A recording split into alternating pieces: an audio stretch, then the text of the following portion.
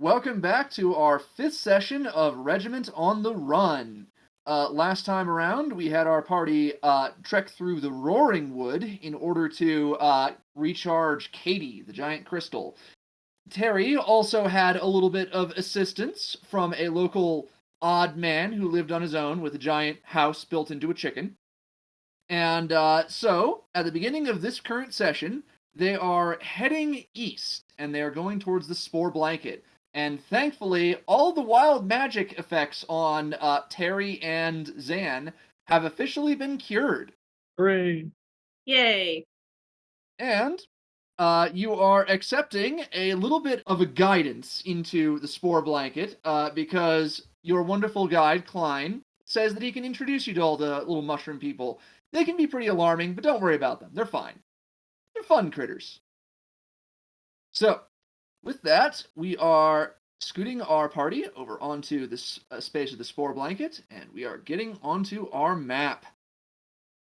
This just in, Lunkathunk ate a poisonous mushroom and died. I know, right? So, welcome to the spore blanket.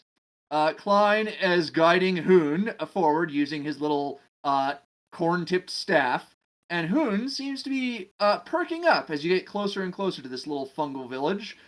There doesn't appear to be much grass here. It appears to be like coating the ground with an odd, bouncy, mushroomy texture. It's a bit weird and alien to all of you. Terry, Zan, Ert, how you feeling about all this? And Terry, how do you feel about this being basically the first thing that you see after getting your vision back? Mm. We gave you drugs right before your blindness ended. I already know. Jerry just looks around and is just, so this is what's happening now. Ert's just looking at this and going, mushrooms are for eating. Mushrooms are for eating. Good job, Ert. You're learning so quickly. I'm so proud of you. I don't think these ones are. But now they're talking, which raises questions about all the mushrooms that he's been eating before this. Just because it talks doesn't mean you can't eat it. Look, we don't question the mushrooms. We just eat them. Klein leans over and says, actually, you may be wanting to question the mushrooms. Ert looks over at the stalk next to him, Oh no. pokes it. Why? The little mushroom stalk seems to wobble. You don't know if that's a particular response, but you hear in the distance a rising screech, and Klein leans a bit over and says, "Oh, Hoon is loving this part." And a horde of little mushroom folk come charging towards you, some of them holding little mushroom swords. Like, the tallest one is about 3 feet high. So Ert height? Wait, how tall is Ert? Good question. Is that on Ert's sheet? It depends on whether you put it on Ert's sheet. It says the guy who made the character doesn't know. What I have for height is dwarf.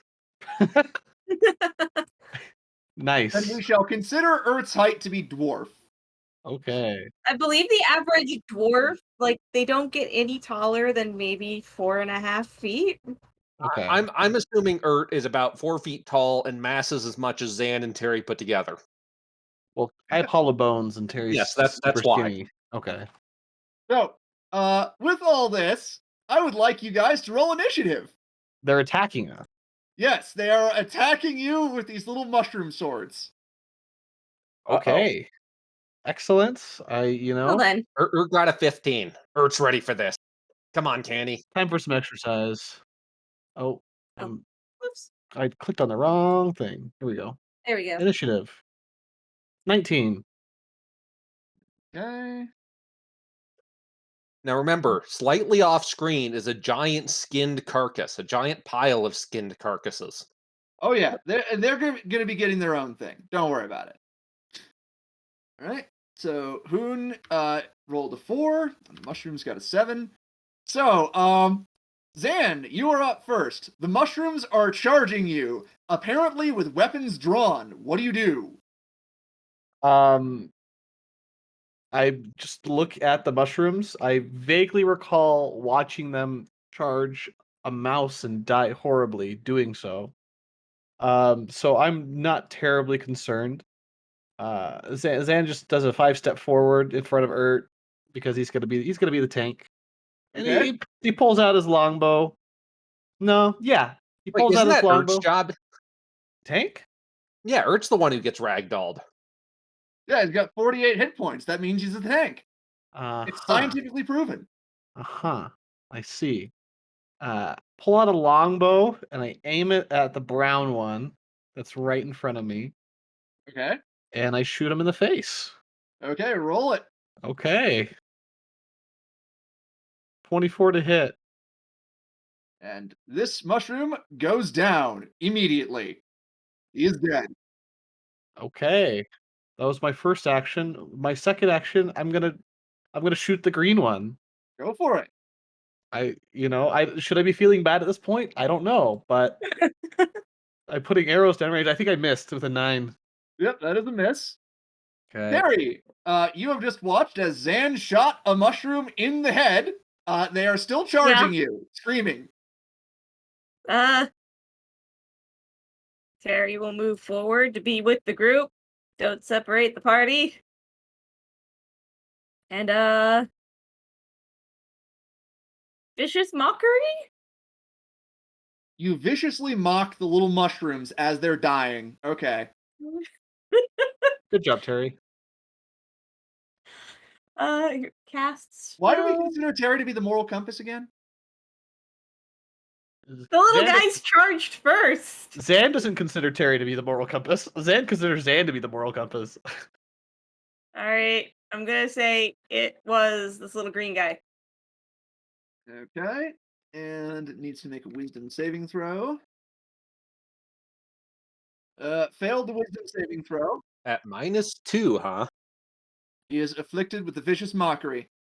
All right. And 4 damage. Wisdom? Is that wisdom? Yeah. What did Terry say? If you use vicious mockery, you have to tell us. It's an insult you can give a mushroom. Well, that's what we're asking you. Come on. I could think of a ton of toad insults. Calling them cute as a button? Because I mean that's a type of mushroom.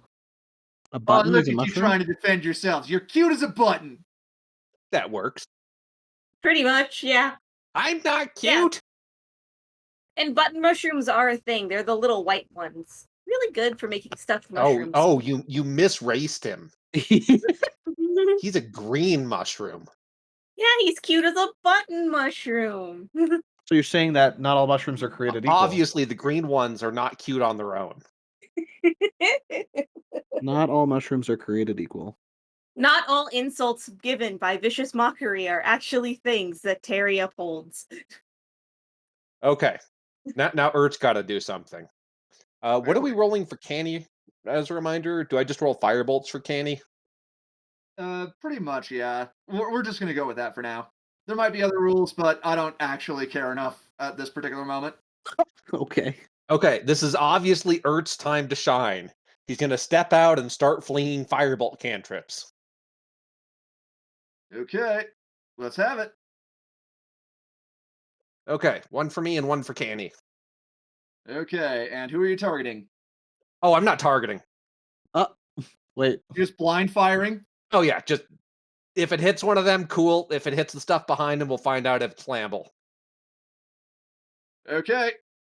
You managed to kill 2 of them. Congratulations. You killed the big green guy and you killed one of the little blue guys.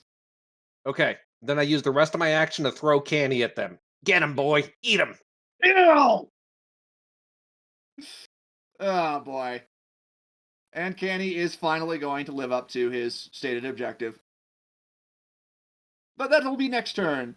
So, it is now mushroom time. One of the mushrooms charges up and tries to attack Zan. Luck. With my AC. Wow! Nat You just 20! got janked with a mushroom. I got hit by a nat 20. Okay, so the mushroom rushes up to Zan and baps him in the chest with his little mushroom sword, and it does fuck all. It does 0 damage? It does 0 damage. That was a Okay. critical hit, and it did absolutely nothing. I was gonna ask if They don't even have damage rolls? if nat 20s were an auto hit because I could have just shielded and hit 24 on AC and they would literally not be able to touch me. Yeah, please imagine, Zan, like, you're watching this guy come towards you with his little mushroom sword, and then you realize that it's a mushroom sword. It's not even sharpened. And he swings it down on me with all the force of a mushroom. Yes. And it does absolutely jack shit to you. Like, it would have been more effective if he just, like, aggressively breathed on you. Zan just stares at the blue mushroom and then looks over to Klein and asks, "Am I committing a war crime right now?" Klein shrugs and says, "It depends." And now, all the rest of the mushrooms proceed to charge. Oh boy. Except this one, who is currently in a tussle with Canny. Oh boy. So, these mushrooms don't even have arms, so they're just like headbutting you. Witness, Ert. Witness the power of headbutts. Are there at least any spores coming out? There appears to be a little bit of dust happening when they strike you. Does 16 hit you, Ert? I believe I need 17. Yep, I'm AC 17. Okay, so none of them managed to even land a blow on you. And meanwhile, at Terry, 10, 21, 13, Oh, a 21. and a nat 1. Okay, one just explodes. One His AC is spontaneously combust. 15, so Why do they have a 5% chance of it spontaneously combusting? That is a good mean, question. So please D&D, that's how it imagine, works. the one that actually managed to connect with Terry was forced back, and he stepped on one of the little ones, and it died. whoops. Zan just looks back at Terry, kind of shrugs, and says, "I would feel bad, but now I'm more confused than anything." And then it is Hoon's turn, and Hoon lashes out with his beak. Nat 20. So, all the mushrooms that were within range of Hoon are now gone. Nice. Hoon ate And them. Hoon just, like, gobbles them up like a ravenous chicken, because Hoon is a ravenous chicken. I Nerd's see. like, I see. oh, that's why it likes this part. Klein is just chuckling to himself. Zan, it is your turn again. Do you wish to continue this farce? Zan just reaches over and picks up the 2 green ones next to him, one in each hand, as they're trying to headbutt him. And he walks over to Hoon, and he hand feeds Hoon 2 more mushrooms.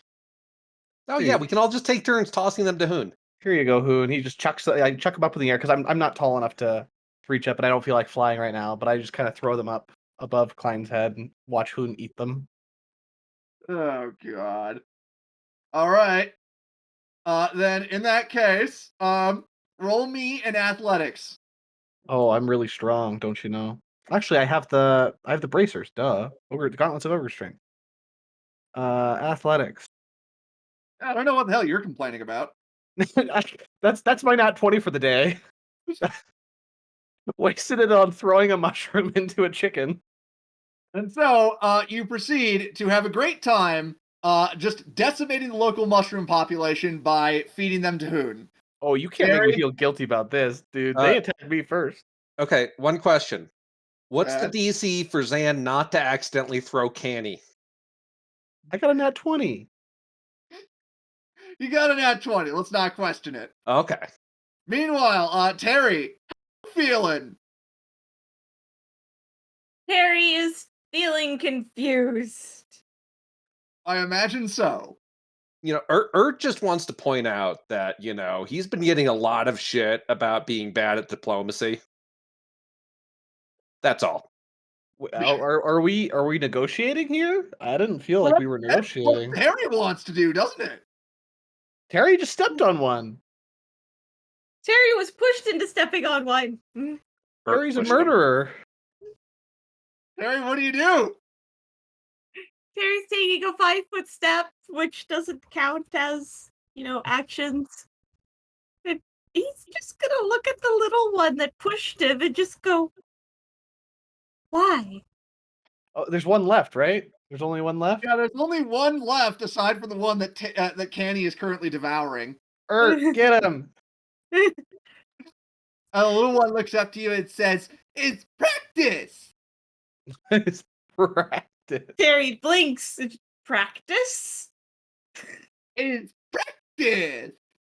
And Klein taps his little corn staff and shuts the little shutters in front of Hoon and goes, Okay, we are having enough fun. Yes. And the surviving mushroom is just like, ah. Step on him, Ert. Step on him. No, the fun is over. Klein said so. Ert's just looking at this little thing. These are like slimes, but they walk.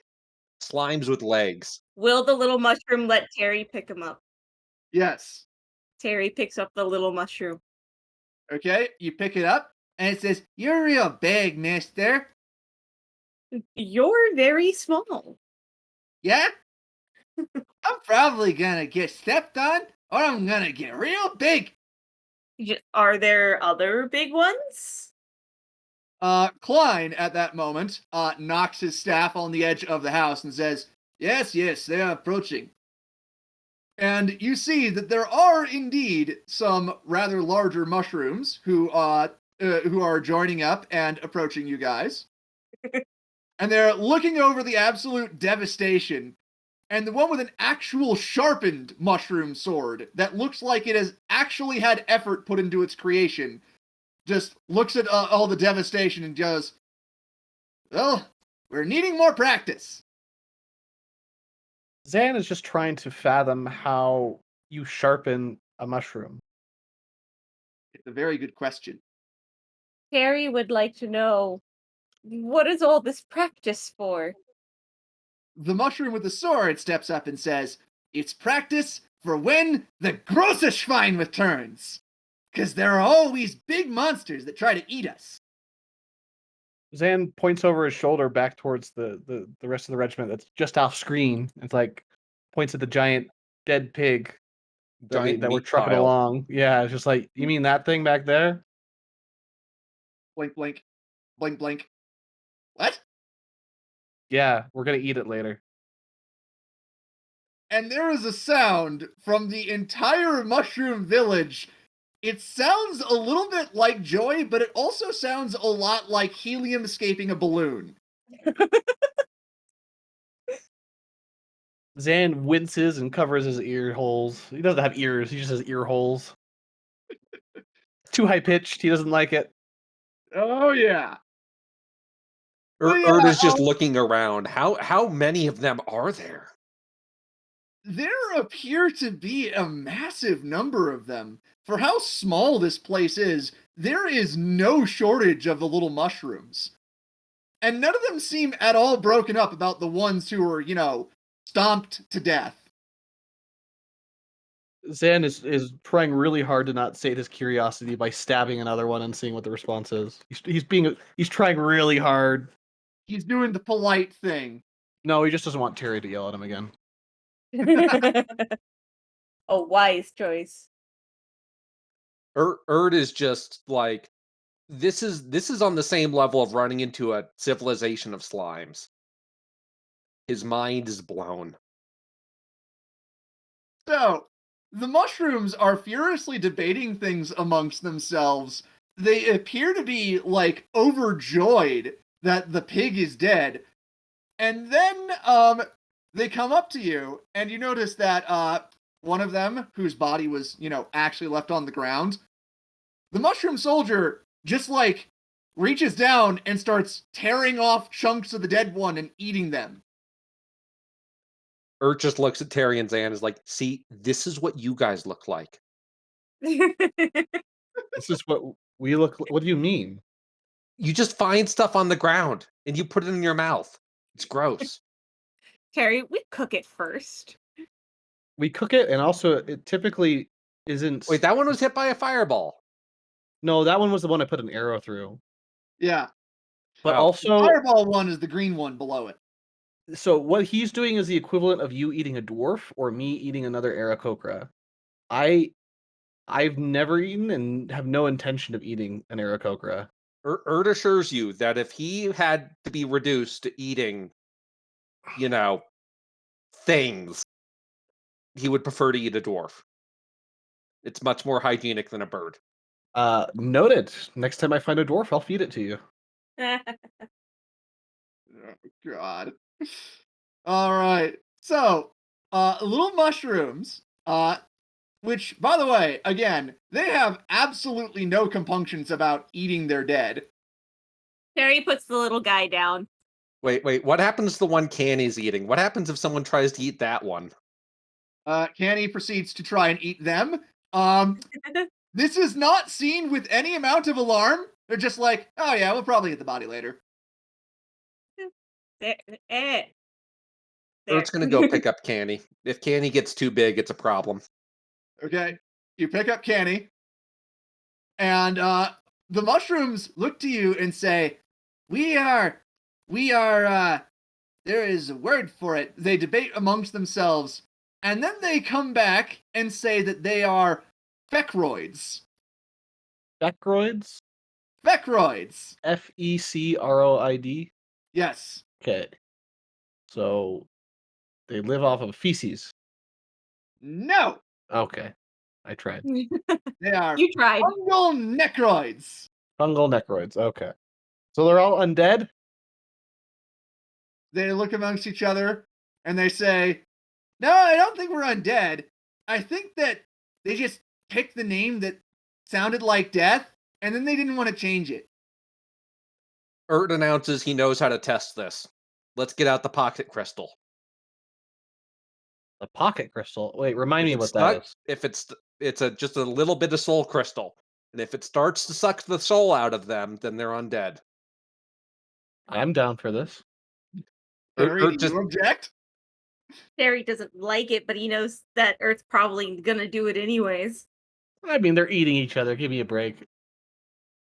in the name of science, Urt would like to hold the soul crystal up to see if a soul starts to come out of the mushroom. Okay, you hold the soul crystal up. A soul does not come out of the larger mushrooms.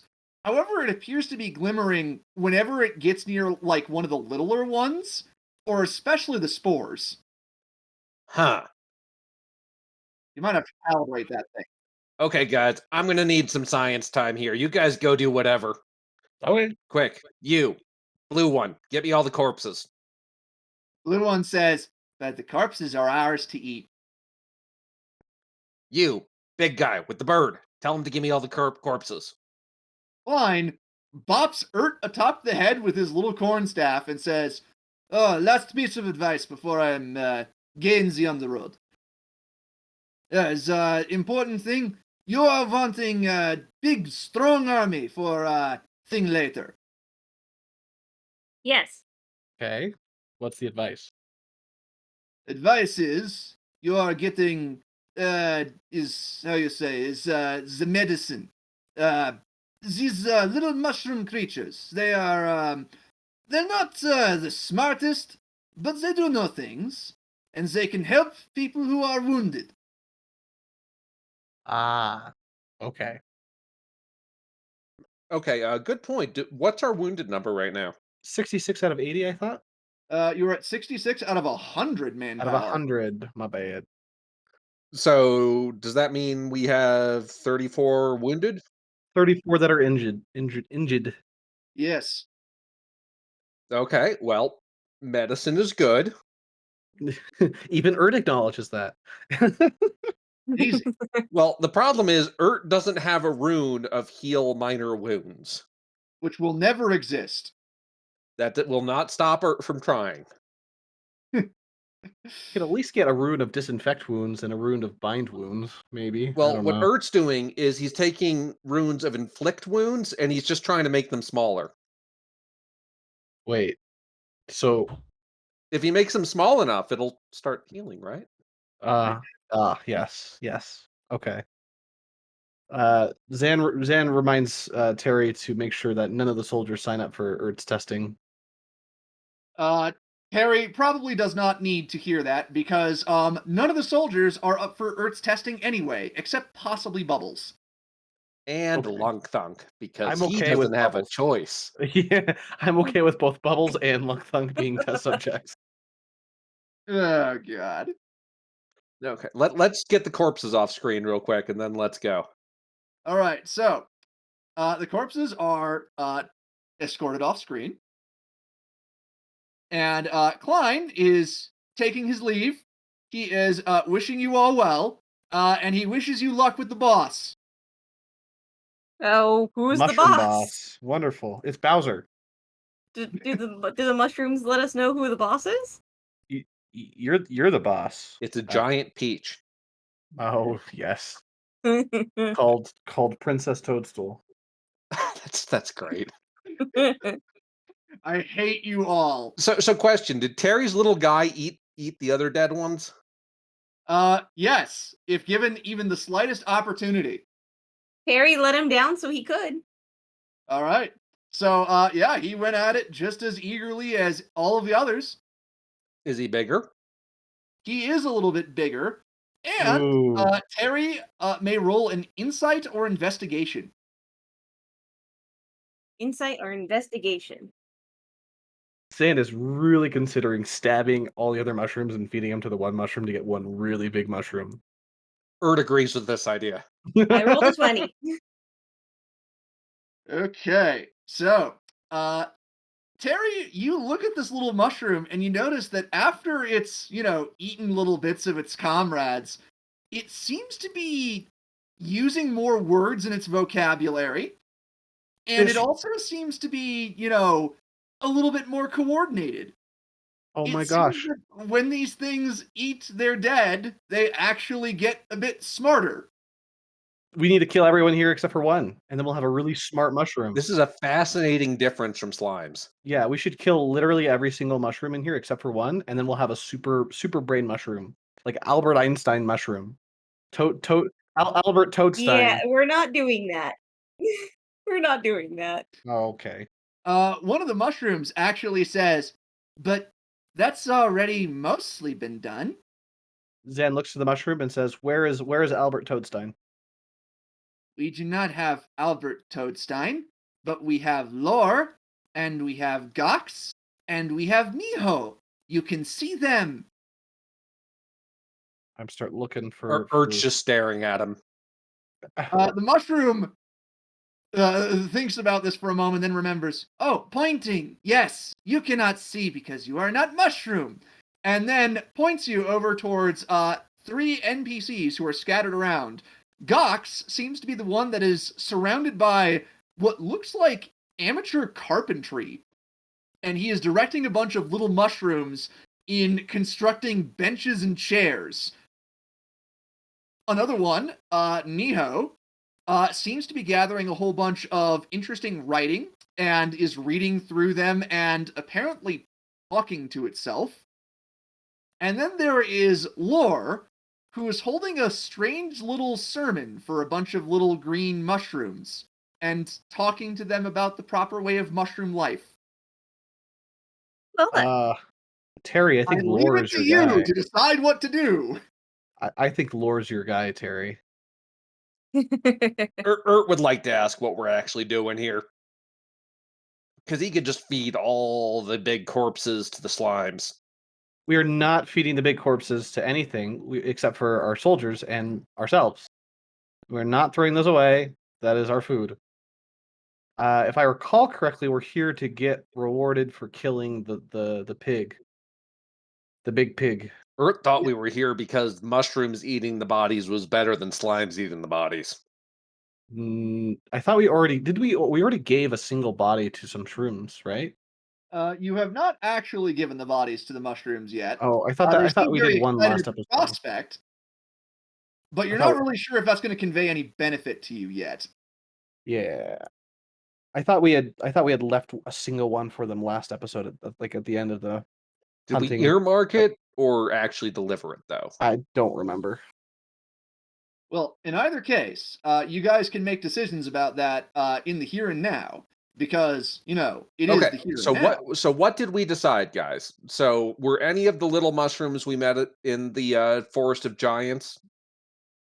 Uh, None of them that you recognize were in the Roaring Wood. It's possible that they have been, killed and eaten by other mushrooms since then. Makes sense. Zan's just gonna start marching down to fight. Oh, I'm dragging not Zan. I'm dragging a mushroom. My bad. Zan's gonna start marching down to Lore. Okay, you head on over to Lore, and Lore is speaking to the little mushrooms, and the little mushrooms seem to be like just kind of there because they're expected to listen. They don't seem to be really understanding, but Lore is still talking to them. He's talking to them all about how the mushrooms will grow big and strong and smart as they feed off the dead, and other creatures may see this as unseemly. They may see it as some sort of horrific thing, but to the mushrooms, this is only natural. They should not think less of themselves for what they are.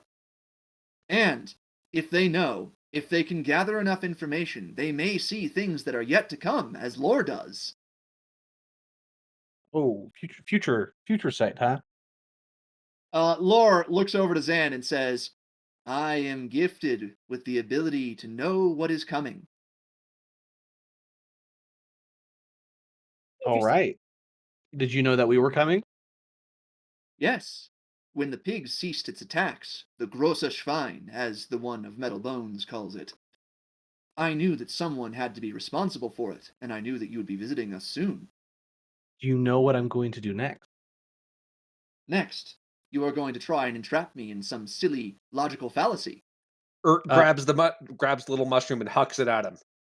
Yeah, I was actually about to murder a mushroom. I was gonna. I'm just laughing at the idea of it hits Lore's mushroom cap head, and you just hear a squeaky toy noise. Yes. Okay, so you throw one of the little mushrooms. I throw Terry's mushroom.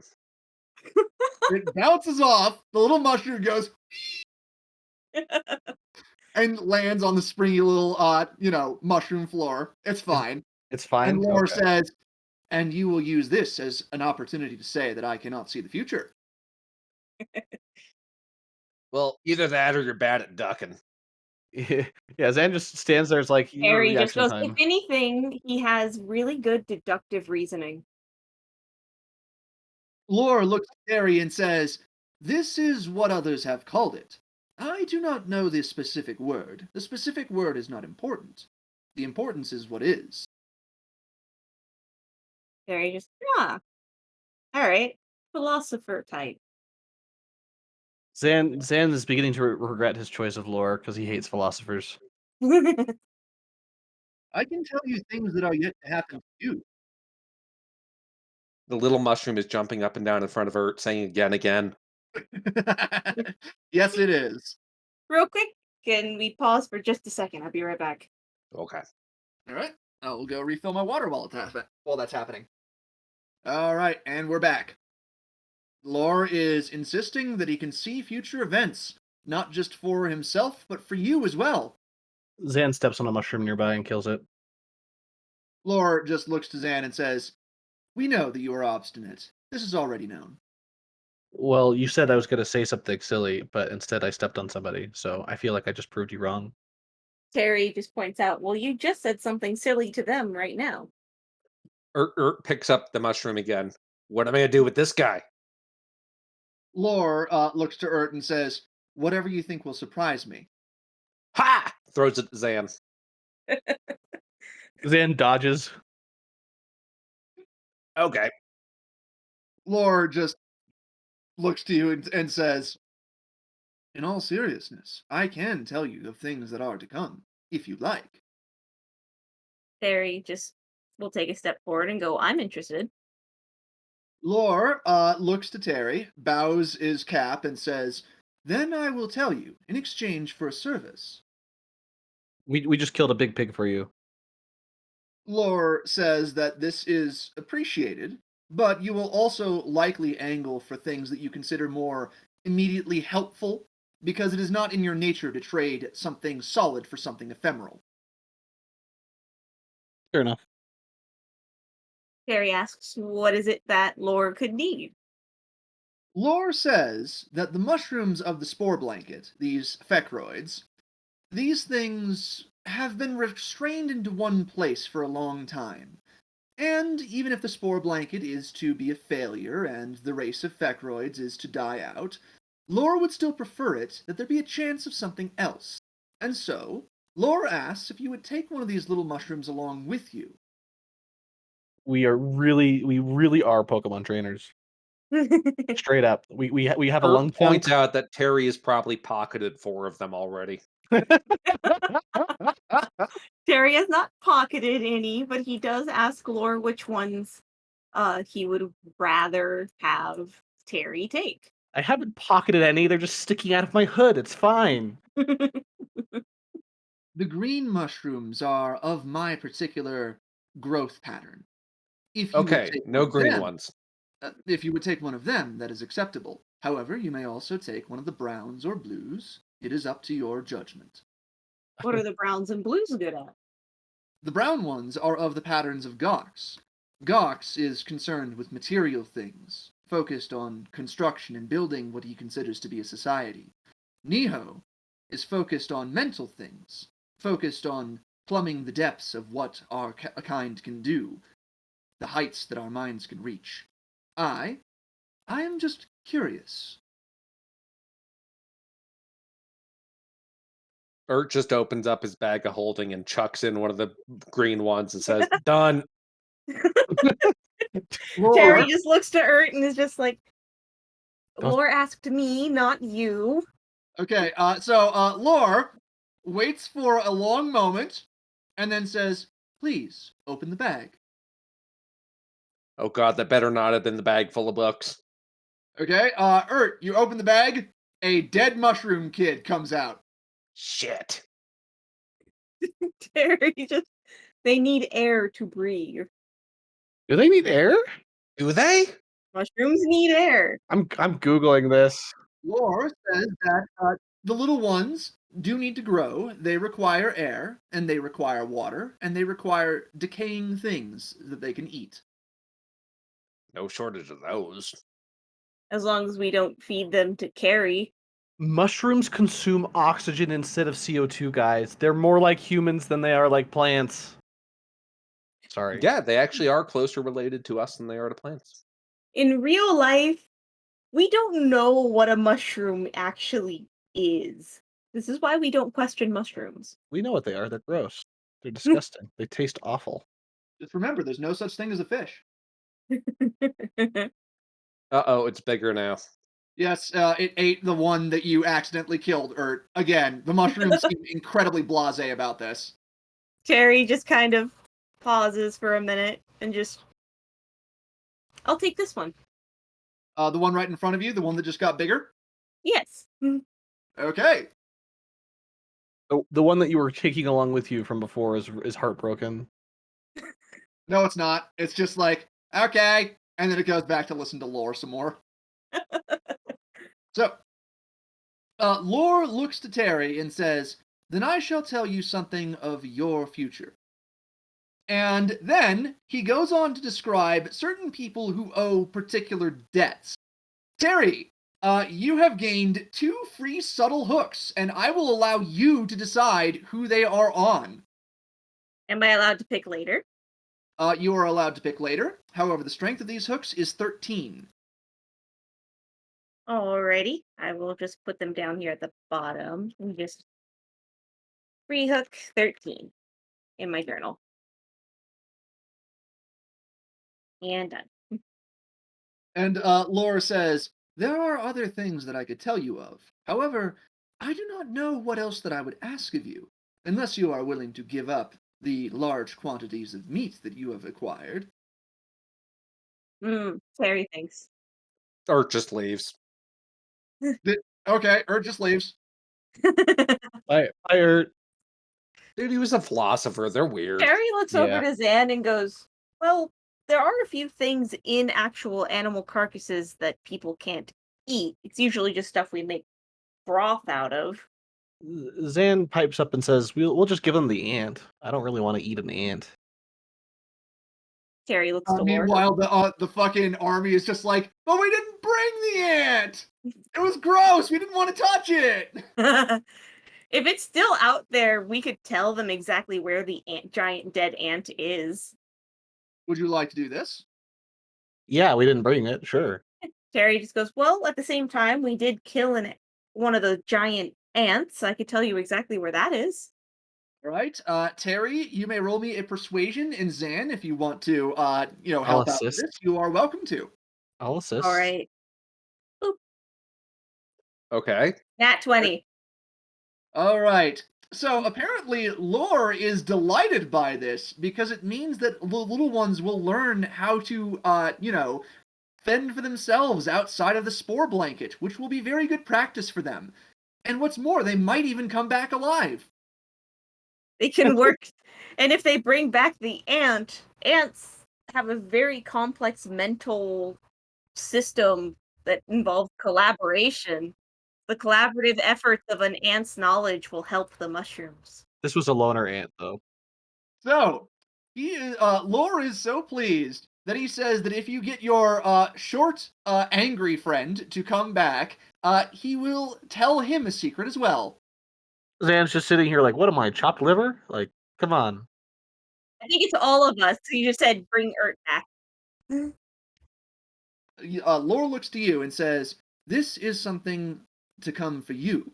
There is a person within the nation that you have now deserted. Someone who originally gave you currency, though I do not know why. They have some sort of way of tracking you. They are closing in, and they are rather upset with you. I think that they will make you regret trying to leave from the army that you previously served. And I believe that you know this person. Is he a neat freak? Lore considers this and then says, yes, by the standards of your great. culture, I believe it would be considered a neat freak. That guy I knows I'm always a thought oh, Zan was boy. a bit of a neat freak. Zan smacks her on the back of the head. You're a bird. All right. If you want, I'll smack you with my talons instead. Shit. Zan does not see Terry taking notes. No, Oh no! Zan turns to Terry and is like, "Hey, we got a Empire officer on the way. The guy that hired the guy that hired the CRT. You better buck up and get ready. I don't know his name, but he's a freak." because that's the best allocation of military resources, right? Or dismisses this as human stuff. Just him going, yes, of course. As he tucks away his notebook. Do you know who this is? Does Terry know who this is? Terry may roll me a history or an insight. Insight. I'll assist by describing the way this douchebag looks. All right, with advantage. Oh no! Oh no! Wait, if this involves the actual army, that means Ert can get a roll too. 17. Why is that higher? Ert's like, okay, so it's a human, right? Yes. The one with hair or the one without hair? Definitely has hair. So, Wears gloves all the time. Or just staring at you? That's it. So Ert, you eventually piece it together. You don't know this guy's name because, humans are all just kind of a, cultural dead end to you. But you do actually know the guy. He was, in fact, in charge of parts of the Empire's operations that were not conducted by Empire citizens. He was basically the mercenary controller. And it appears that he has a little bit more clout than you expected. Who knew? Oh wait, the mercenary controller guy? He would be the one that hired me. What's his name? Terry, what's that guy's name? Terry has no idea what the guy's name is. It just Or just stares for a second. Bob! I could try calling up Bob. my contacts. You know what? Let's just call him Bob. Oh shit, you still got that? Give him a call. Ask him how Bob's doing. I don't think his name is Bob. How about Mark? You know, it's probably closer than Bomb. Erd has no idea who any of the humans are. So, Lore then reaches over with an arm that seems to extend and taps her on the head and says, "Did you wish for things?" Erd just stares at him and goes, "Can I feed this entire place to Katie?" Lore considers this and then says, "It will go extremely poorly for you, but yes." Cool. Just leaves. Is this all you wish to know, or did you wish to know the things that I wish to tell you? Oh, fuck off. Come on. Say it.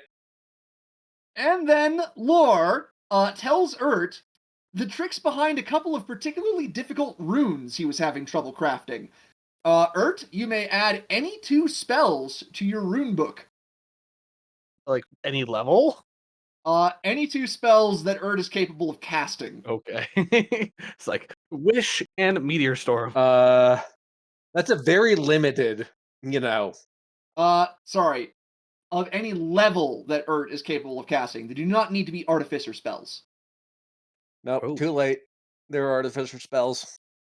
Alright, fuck you then. Okay. Add them What's to your runic catalog. Are you level 1 or level 2 spellcast right now? Quick question. Which do we have Rune of Grease yet? Yeah, you've been using it like crazy. Well, I've been using it like crazy, but do we have a rune of it? You can craft a rune of grease, yes.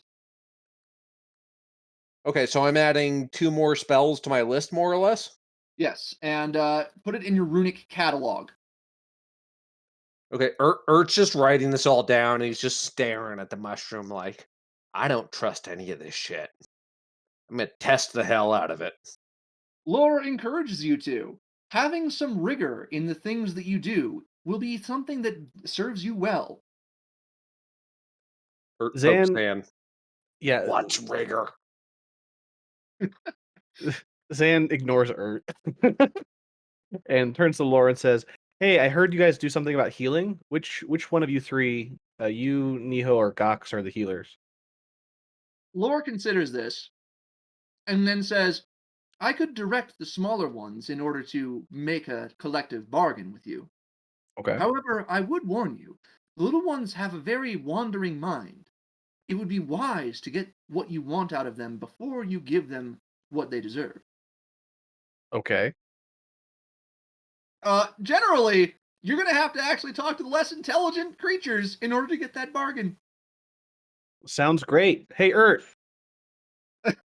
Ert wants to go over and talk to the science mushroom. You can tell it's science because it's blue. Yes.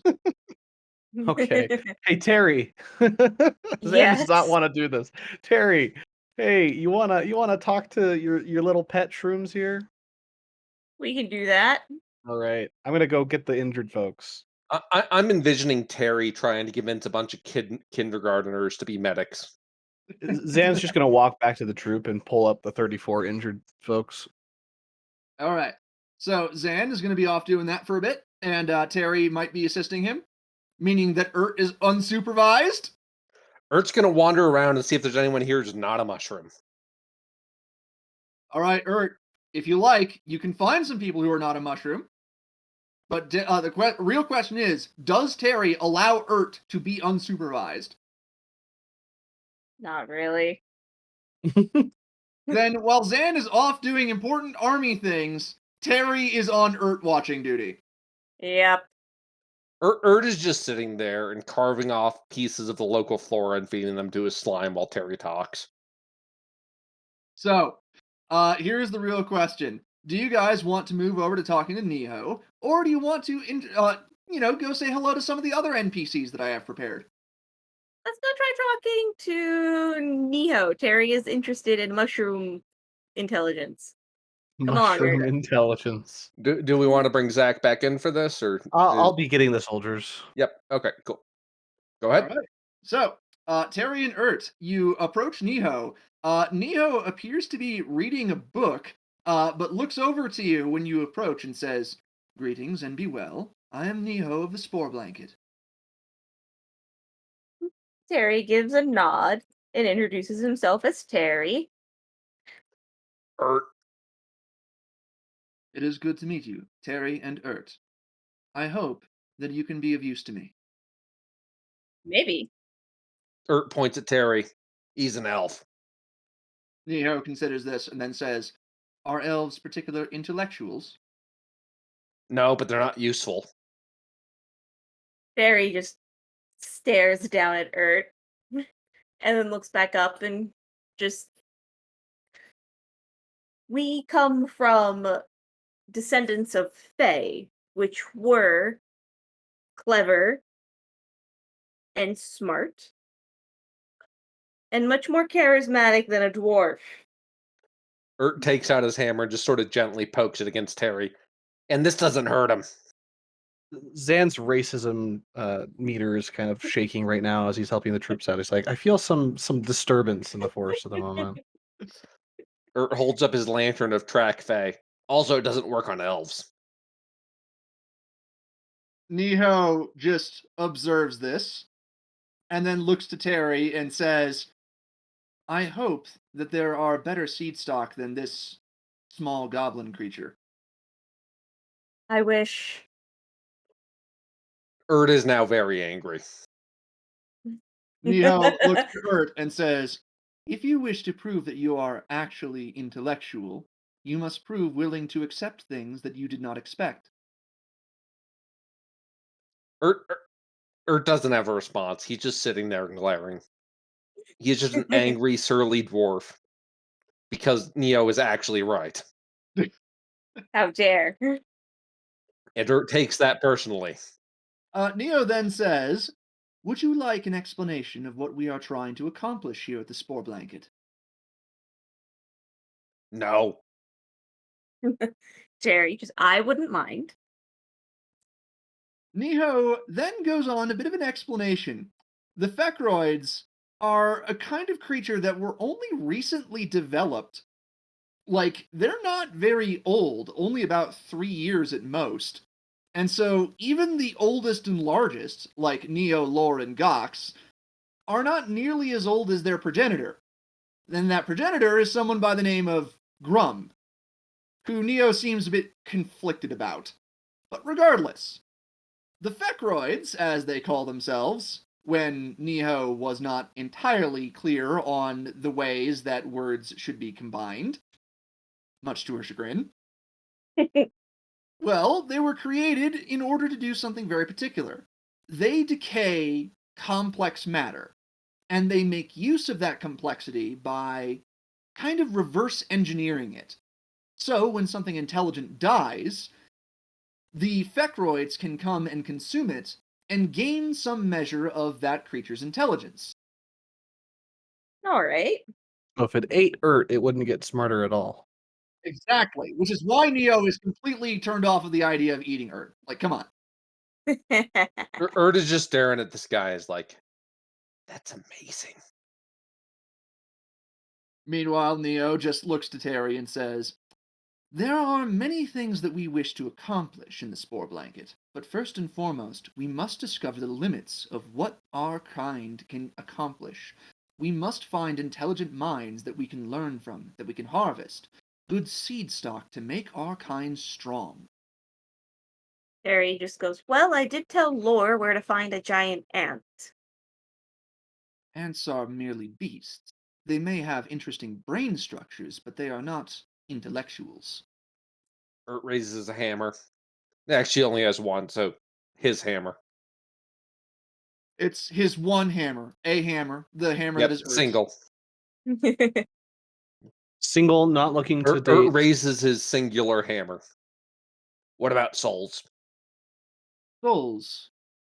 There are tiny fragments of souls that exist within the tiny fragments that we create, the autonomous ones.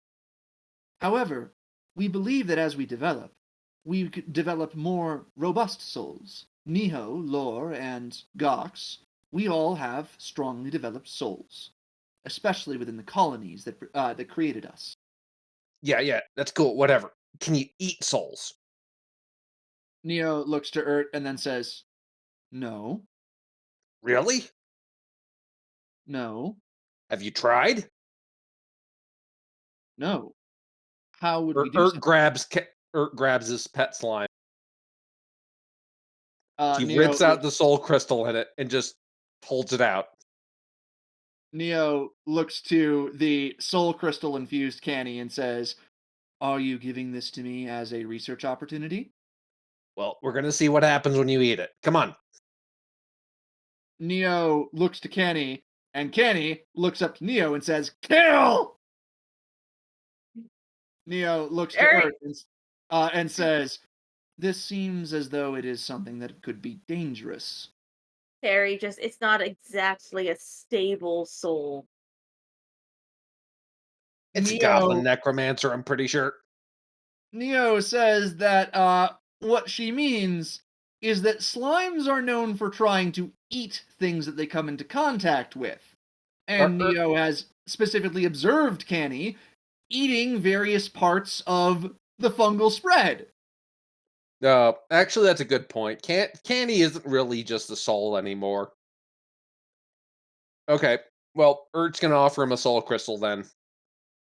Neo will gladly accept a soul crystal. And then she has a request of you that she will not insist on. It is just something that you may optionally help her out with. Urt tells her to shut up and eat the crystal. Terry says, keep going. Niho says that in order for the spore blankets and the fecroids in general to reach their maximum potential, they must have strong minds that they can harvest. And so, if you are to encounter any strong minds that have recently passed, then Nia would appreciate it if you let her know so that she could, send a small contingent of the fecroids in order to go and harvest it and add the knowledge to the collective. Urt suddenly has so much respect for Neo. Terry thinks and goes, do we still have any bodies left? Urt just like, no, I fed them all. What type of bodies? Well, character bodies. Oh, okay. Like the problem being that Urt has a lot of character souls jammed into Katie that he'd love to try to feed to this guy. No souls, just bodies, but apparently we got rid of all the human bodies. Neo says that this is unfortunate, but these lands are rather unpoliced and can be dangerous, especially around the Roaring Wood, which is why they kept sending expeditions into it. And so, there is a possibility that you will eventually find some bodies that you can point her to. We could feed him the gnome, Eh, the pink gnome. No, we bandit? are not killing Boingo. Boingo. I couldn't remember the name. Yeah, the one that's marked for death. That one? No. No. Zan's not here. My bad. Urt still feels like you should be able to feed souls into this thing and see what happens. The entirety of Zan's team is already over it, and Zan is still angry. No, Zan's not there. This is just Zach suggesting we feed the pink gnome to the mushroom. This is a Zach thing, not a Zan thing. This is metagaming. So what happens if we feed Neo a soul crystal? That's what I want to know. Well, Neo will take the little soul crystal that you offered her. Is she gonna eat it? No, she's going to conduct experiments on it and see what she can learn from it before she tries to do something that might harm her. Urt is disappointed. It is still a donation to science. Let me know when the science happens. I'm out of here. So, out of character, the thing that Neo is asking of you is something that you can assign to one of your squads after the session. And if you assign a squad to go around hunting for bodies, it will put you on better terms with the fecroids from the spore blanket. And what's more, it will also count as a side quest completion, which might give you more runic energy or might give you more experience points. Ooh. So, that is just a thing that I'm putting on the table. Is there anything more that Terry wants to discuss? Because Urt has said that he has wandered off, and I'm holding you to that. Terry is just like, well, he would like to, but he's on Urt duty. I'm sure Niho understands. Niho does understand. After all, she has to constantly look after Gox and Lore, who are completely unscientific. Terry bids Neo adieu, and we'll grab Ert and drag him over to Gox. All right, Ert. When you head over Quick to question: Cox, is Zan back yet? I will say that Zan can be back if Zan wants to be back. What does that? So I'd be coming back with the injured troops, Yes. right? So, I mean, whenever you deem that time to be correct, I will be back with the injured troops. Okay, I- Zan, you are back with the injured troops, just as Terry and Ert are going to talk to Gox. You can come over and listen to them. Your troops will probably be fine. Zan calls over to Terry. He's like, "Hey Terry, did you do the thing that I asked you to do and get all the little guys ready to heal the troops that I just brought over? That's the thing that you were doing while I was gone, right?" Terry just looks over to Zan and goes, I believe that's Niho's territory. Zan is confused because Zan thought that Terry agreed to get the little children ready for the troops, And just but Terry just like, we're marches over to Niho. it's just like, we worked on a deal, okay? Just go talk to Niho. Mhm. So, Zan marches over to Niho. Niho gives a greeting to Zan and says, "What is it that you require?" I was told that some shrooms around here, some little shrooms, were going to be healing some soldiers because we killed the pig. Neo And considers this and then says, "This is something that I could arrange. The little ones will insist on having food for their services." that's separate from the ant, right? Yes. All right. Can we go over the list of monsters that we mulched monsters? Indeed. So, we have taken down the pig, I know the pig is ours. the snake, the weasel, the crow, and the frog. They can have the crow. Eat crow. Niho says that if it's just one creature, then many of them will get bored before they finish tending to your soldiers. So, it depends on how much you give them. So the idea instead is not just one creature, it's just give them a bunch of pieces of a bunch of different creatures. Is it Well, a bunch of pieces of different creatures or entire creatures? the shrooms would definitely prefer to have entire creatures. Out of character, the way that this is going to go, and it will depend on, how well you actually keep these guys in line with some checks. But basically, for every giant creature body that you give to these mushroom folks, they'll put more effort into healing your squad. Okay. We could do the snake and the crow. Snake tastes really good though. How about the weasel and the crow then? Oh no, yeah, it needs to be the snake and the crow because I need the weasel. Why do you That need the weasel? that weasel's got it coming. Don't ask Weasel pelt. questions. Weasel pelt. That weasel was a Well, pain it's in the already butt. been skinned, so everything's been skinned. Who skinned? Titan guy. Titan Oh, guy. that's right. Klein did some skinning for us. Yes. Oh well, We I asked him traded to skins. keep. I asked him to keep the weasel pelt.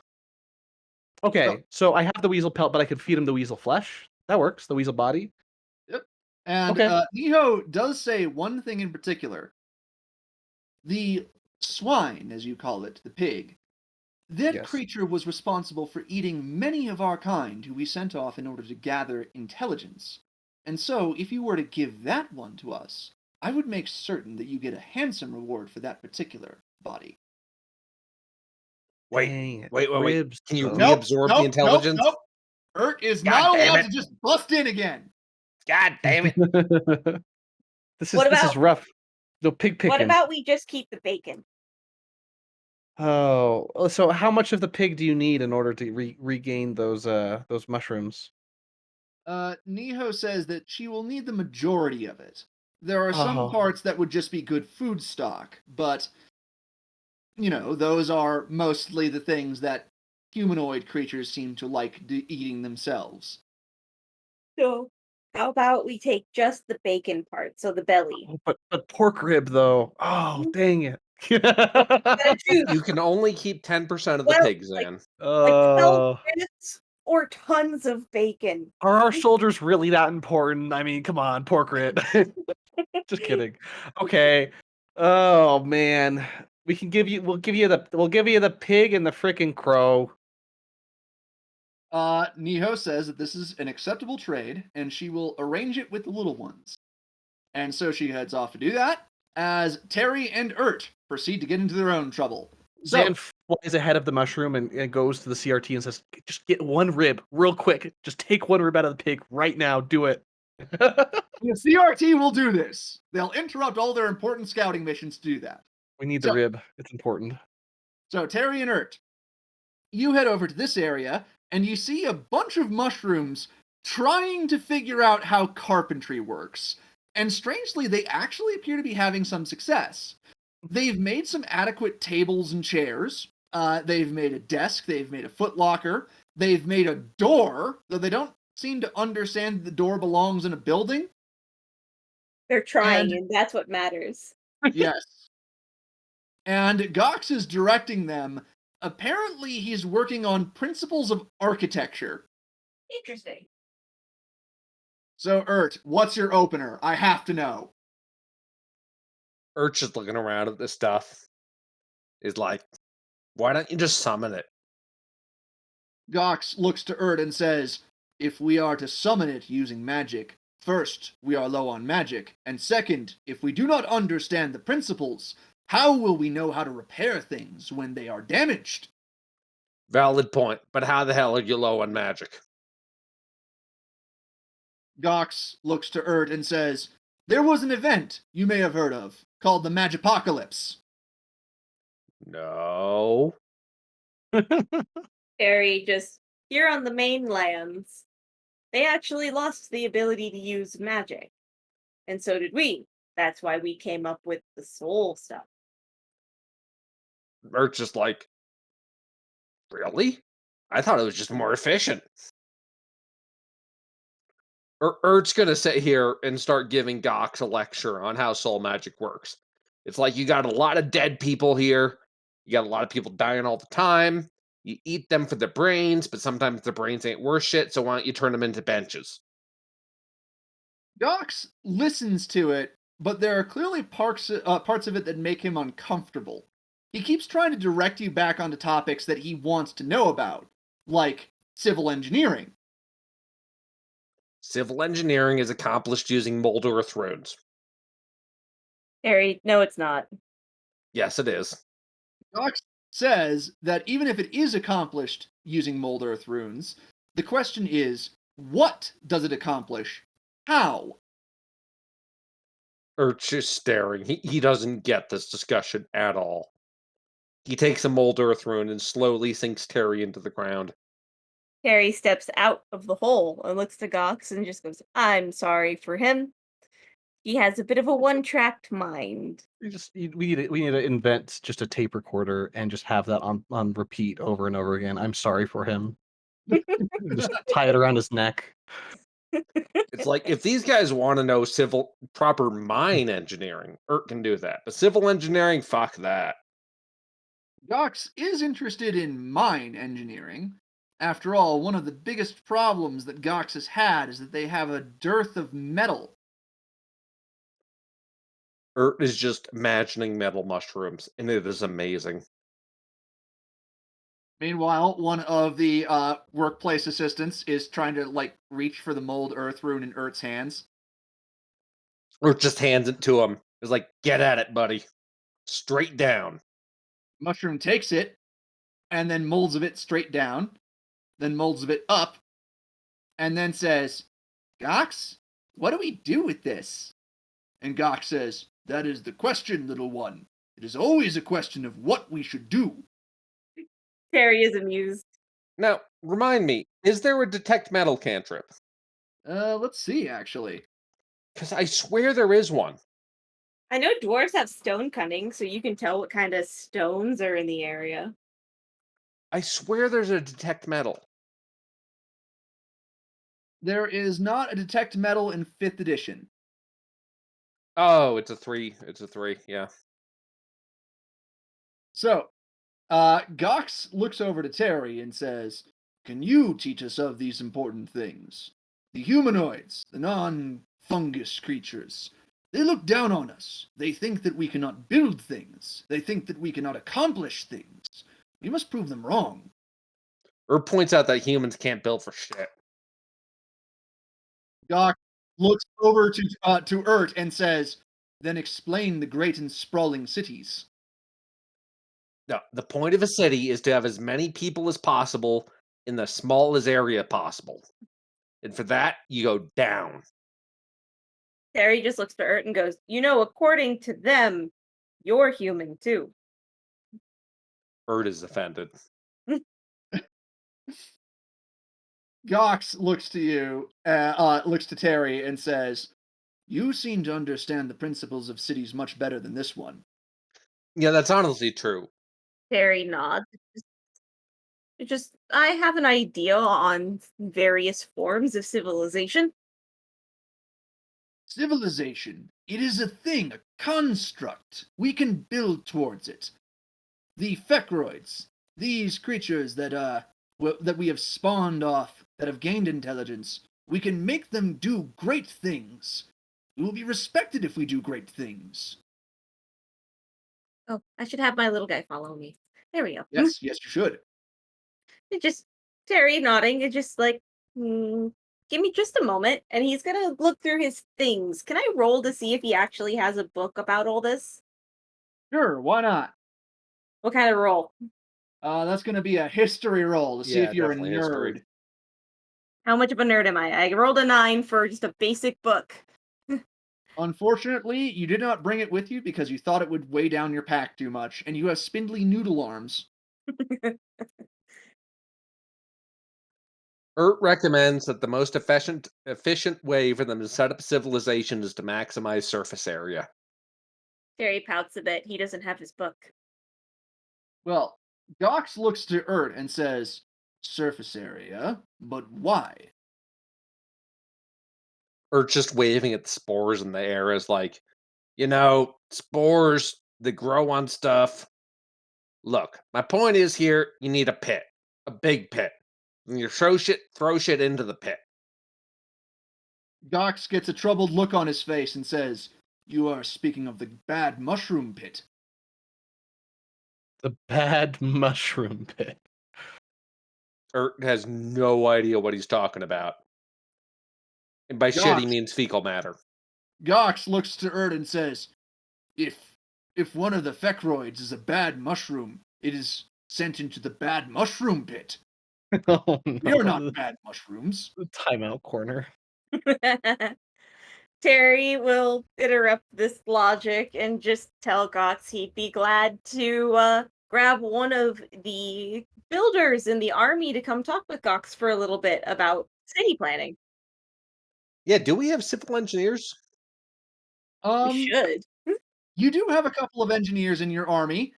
Most notably, Terry, one of the people that you know who would be best able to explain a lot of this stuff to Gox would be Boingo. Oh, is that? I thought you were about to say Bubbles, and I was gonna have a heart attack. No, Bubbles doesn't know shit about civil engineering. Yeah, I know. That's why I was about to have a heart attack. So how about we break over Boingo and Snowblind? Well, this is something that you can absolutely do. Let's go ahead and do that. You call for Snowblind, and you found out that York made Snowblind into a pelt. Get hell. Snowblind is a child. York doesn't care. For the record, Urt is telling all this to Terry. Oh, God. So, Boingo and Snowblind have arrived to explain things to Gox.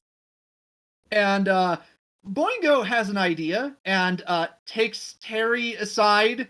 Urt might also want to listen in, but Boingo is not going to invite Urt because Urt is a Chaos Goblin. Urt assures Terry that this is a fake Snowblind. The real one was eaten by York. Chaos Goblin's very different from a Chaos Dwarf. They don't wear tall hats. Yep, see Urt? No hat. Bald. No hat. He's definitely not a Chaos Dwarf. Boingo says to Terry, if these people really want to learn more about, engineering and whatnot, they're already making all these things that they don't need, tables and chairs and whatnot, purely because they think it'll impress someone. So what if we just taught them to make things that would be useful to us so that we could use them? Just Terry, that sounds like a good idea, but I don't imagine everyone would be leaving with us. We should probably also teach them things that are useful and impressive to say the settlements nearby. Make wagons. That's useful for settlements and for us. Make wagons. I mean, that is legitimately a thought that Boingo has. So, Boingo is going to teach Gox about things that are specifically useful for things like army logistics. But twist it in a way that it's also useful for settlements, so things like wagons and storage. Boingo will darn well try. What's that person that makes barrels called? Ooh, I know this shit. Barrel maker. I'm Googling it. Cooper. God damn it. Huh. Okay, so Make them into Coopers and wagon makers. all right, so Boingo will Right. try and explain this, and that leaves you guys free to pursue the next task. And the next task, I am saying, is we should go and see what the hell's up with the mushrooms and their deal with Zan. Before we do that, though, Ert wants to quick hand Boingo a bunch of druid crafting runes. Boingo takes the druid crafting runes and immediately pockets them. Ert just stares at him and is like, no. Boingo says that he's going to use these at the appropriate time. Right? Okay, whatever. Like the point is making wood. Can Druidcraft make like full wood? Druidcraft is supposed to be able to grow seeds to full plants. Does that include like lumber trees? I was under the impression it was like bushes and smaller. Boingo is going to find out for Ert. Okay. Druid craft. You instantly make a flower blossom, a seed pop open, or a leaf bud bloom. So you can use it to Yeah. accelerate plant growth, but you can't use it to just create plants out of nothing. And definitely not a tree that produces wood. A flower is slightly different than that. This raises an important question about what happens when you cast it repeatedly on one of these small mushrooms. I was about to ask a really stupid question of, does Druidcraft work on living things? And then I realized that I'm stupid. I mean, it wouldn't work on non-living things. But anyway. So, Yes, that's why I'm stupid. all right. So, Zan and Niho. Niho is arranging all of the various, idle mushrooms to come on over and listen in, to get some stuff in, because she wants them all to honor the agreement to heal up all of these soldiers who are passing through in exchange for food. And the soldiers are a little bit dubious about this. Like, we're gonna be tended to by a bunch of fucking mushrooms? Like, what the hell? Zan pipes up and says, at the very least, they are absolutely not dangerous at all. And at the best case scenario, you'll feel a lot better by the end of this. All right. Niho says that many of the mushrooms do not really know how to harm people anyway. Perhaps this is something that should be discovered, but most of those mushrooms are bad mushrooms. All right, well, let's get to healing. Okay. If Ert's here, he wants to ask if canny is a bad mushroom. Niho says that she does not know whether canny is a bad mushroom, because she does not know whether canny can be considered a mushroom. She will have to check over some esoteric texts. Hell! Zan, I will have you roll me an insight or a wisdom saving throw. Insight or wisdom saving throw. Keep all the mushrooms on task. Is the DC the same for both? Yes. Okay, I get a +6 to my insight, and I get a +4 to my wisdom saving throw. So I'm going to do my insight. 13. Ert, do you feel like being at all helpful? For insight? Yes, you can. I will allow you to give assistance if you feel like being at all helpful. Yeah, let me roll at advantage, or don't let me roll at No, advantage. natural 1, thank you. Okay. Ert goes up to Zan and is like, hey. Zan hunts Ert away from him, Charlie Brown style. Just get out of here. Whee! Right, Ert? Ert's gone. You land face down in the mushroom spores. It is a great time. I just punted Ert 50 feet. Well, that's what I get for doing a nat 1 on a assist check. You were the opposite of helpful. Terry, would you like to be actually helpful to Zan's efforts? Sure. All right, Right. Zan, you may roll with advantage or have Terry roll on his own. So I just roll one more time and then choose which one's higher of the two, right? Yep. 23. Much better. Okay. The mushrooms are on point. So you're going to give them the body of the große Schwein and the crow, I believe. Yes. Okay. And the mushrooms might not notice, but the Groschenschwein is missing a single rib and some belly. None of them seem to, wonder about this. Mushrooms are a bit incurious. They're mostly screeching with absolute joy at the prospect of having that much food. Considering the size of the pig, I feel like the size of one rib is literally larger than Zan. So I'll Yes. I'll make do with a really really large pork rib for myself, the CRT, and Terry if he asks nicely. Terry would like some pork, yes. Why are Okay. you finding a familiar, Shoggy? You said I get a level 1 spell rune. Oh God, Oh no. no! Guess what every single soldier is gonna get? Oh no! A mushroom familiar. Is that listed on here? Oh God, let's see. It is if Ert believes hard enough. Bat, crab, cat, frog, hawk, lizard, octopus, owl, poisonous snake. Great. No. Fish. Better yet, seahorse. Everyone gets a Seahorse. seahorse Seahorse. familiar. Everyone gets a seahorse familiar. Good Poor news, little thing just everyone! gasping for air on the floor. I've developed a spell that will summon a horse for every single one of our soldiers. Oh no! Oh no! Oh God.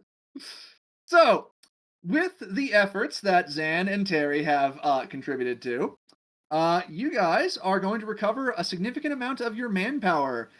You recover a total of 16 manpower. 16. I'll take it. Yeah, so you are now at 82 out of 100 manpower. That's pretty good. We feed the 18 that are still injured to the mushroom. Just kidding. Fuck you, man. Terry notices that there's still a mushroom that's yet to be claimed. Oh, He sends his new little buddy over to it. Terry's gonna become kind of sadistic with only with the mushroom. It's just like killing is wrong, except when I have to feed my mushroom. mushroom son, you're growing so fast. Hey, this is the way their community works, and he's not going to, shame them for it. Yeah. Next time I kill a bandit, I'll let you feed it to your mushroom. It's fine.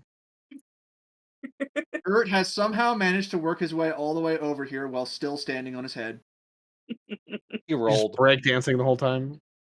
Okay, so with that, you have talked to all the major mushroom NPCs. All the major mushrooms. If Terry wants to continue further deeper into the community.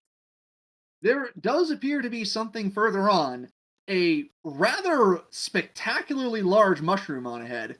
Yes, let's head there. I can't help but notice that Zan just kind of talks to this weird fourth wall that pops up as he walks. And he's just right. It's so strange how right here the mushroom turns into a real tree. You be careful. I might make you a madcap if you keep doing that. I've done it before. Oh boy. Dragging it along. Okay, so you guys head over onto the secondary map. You can leave Canny. We don't need him. Hell! Wasn't- Canny has met his people. So, Terry, Zan, Ert, and your unnamed mushroom child head off a little further in, and you notice several things. First thing, you notice a human man who is apparently trying to teach a class to various mushroom children who are, even worse at being students than they were for lore. And then over there is Dave. Hey, Dave. What you doing here, Dave? Hey, Dave. Hi, Dave. How does Dave have a name? Just Dave. Does he not have a nameplate? Whoops. Not on our screen. There we go. There we go. By the There w also appears to be a strange woman with an odd appearance who appears to be wandering around examining things. And then, last but not least, there's an absolutely massive mushroom that seems to have an orc half fused with the stalk. great. It's Bowser. So I guess So, we're just gonna have to go NPC by NPC. in So whatever Thorn Let's or order ask Dave Dave you where wish to go to. first. We could ask Dave where to go first. Hey, Dave. Oh, wait, I don't know your name. Shoot. No, Yeah, you know him. He's Dave. Wait, Everyone knows we Dave. know he's Dave? Yeah, yeah, he's you know Dave. he's Dave. It's Oh, Dave. You oh, met it's Dave. Dave. Hey, Dave. Long time no see, Dave. How you doing, Dave?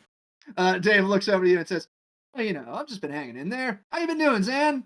I've been doing great, Dave. Good to see you. Hey, should we talk to Thorn, Lickamo, or that weird freaking orc shroom first? What do you think? It's pronounced Lakimo. Lickimo, lick a tongue, But licky anyway, licky, Dave, Lakitu? say again. Lakitu. Yeah, Like, it's Lakitu. no, fuck you. But anyway, Dave says that you should talk to Dave first. He's always been there for you. He's had your back. I mean, I am talking to you, Dave. Who should we talk to second, Dave? Yeah, who should we talk to second, Dave? If you wanted someone to talk to second, I'd recommend going to talk to that guy in the mushroom. He's a pretty interesting character. Though, he doesn't really get into the same scenes that Dave does. Like, he doesn't go to the same bars, doesn't talk to the same folks. But, Dave still knows him all the same. Met him all on the road. Doesn't eat the same corpses? Dave gives a hearty laugh and says, "Howard, you're always such a character." That I am. What is Dave doing all the way out here, anyways? Dave says he's, seeing the world, catching the sights, introducing himself to the local mushroom folk, and this interesting witch woman. He's made quite a few friends, but hey, he's actually got a favor for you guys. Yeah. So he's picked up a thing or two, and he's got a real hot bargain for you. And you know you can trust him. You always know you can trust Dave. Dave's real trustworthy. Everyone trusts Dave. Everyone trusts Dave. So, if you had a large quantity of dead flesh for him, for no particular reason, he can Oh, make it worth boy. your while. What's the reward for a large quantity of dead flesh? A corpse. So you will give us a corpse if we give you a corpse. Is that what No, you no, no, said? no. He wants a corpse. In Yes. exchange, he'll help you out. If you got any particular problem, any particular thing that you're working towards, he'll see what he can do. Just tell him your problems, and he'll figure something out. Okay. We don't have a problem right now, do we? Terry? Well, we are looking for corpses for Neho. Yes, but Dave also wants corpses. He's not giving us corpses. He's also asking for corpses. Well, Mm. Dave says a tit for tat is just fine if you want to do that. Okay. I mean, we can give you Ert's corpse. Dave says, nah, I'd never ask you to kill a friend. No, Friends, no. what? No. I'm signing over my corpse. Yeah, it's like with the driver's license when you're a donor, an organ donor. Ert's now a body donor. When Ert dies, we'll give you his corpse, Dave. Dave says he was really mighty flattered by that. And he looks over to Ert and says, "Man, you're always such a good friend to me, dude." Oh, we've been friends forever. Oh my god.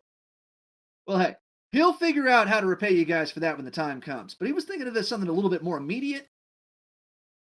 Well, so this is Zach talking. I still have absolutely no he'll help us with problems. I have no problem. Does anyone else have a problem that we need Dave's help with?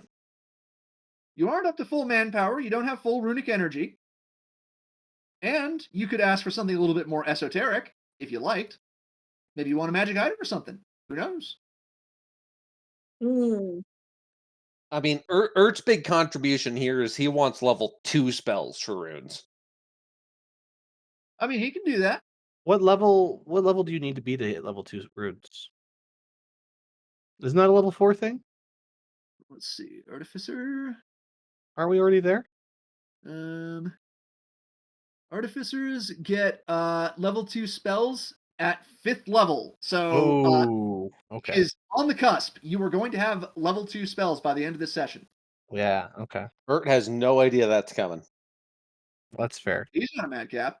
Well, so Dave is asking Zan to part with his last remaining. He's got the snake and the Don't forget weasel. the frog. You haven't done shit with the Oh, and the frog. frog. Well, so we got the snake, the frog, and the weasel body. We gave him the crow and the pig. Oh, that pig, that makes me heartbroken. I guess we could give away the weasel body as long as I get to keep the skin. I need the skin. Yeah, we already have that. Okay. Dave, you want a giant weasel body? A skinned giant weasel body? Dave says that sounds absolutely fucking fantastic. And he'll do I- you a favor, and he'll buy you a drink the next time you're at a tavern. Okay, that sounds wonderful. You remember my favorite drink, right, Dave? Oh, absolutely. And he lists it off like it's like the easiest thing in the world. And then he lists off the favorite drinks of Ert and Terry as well.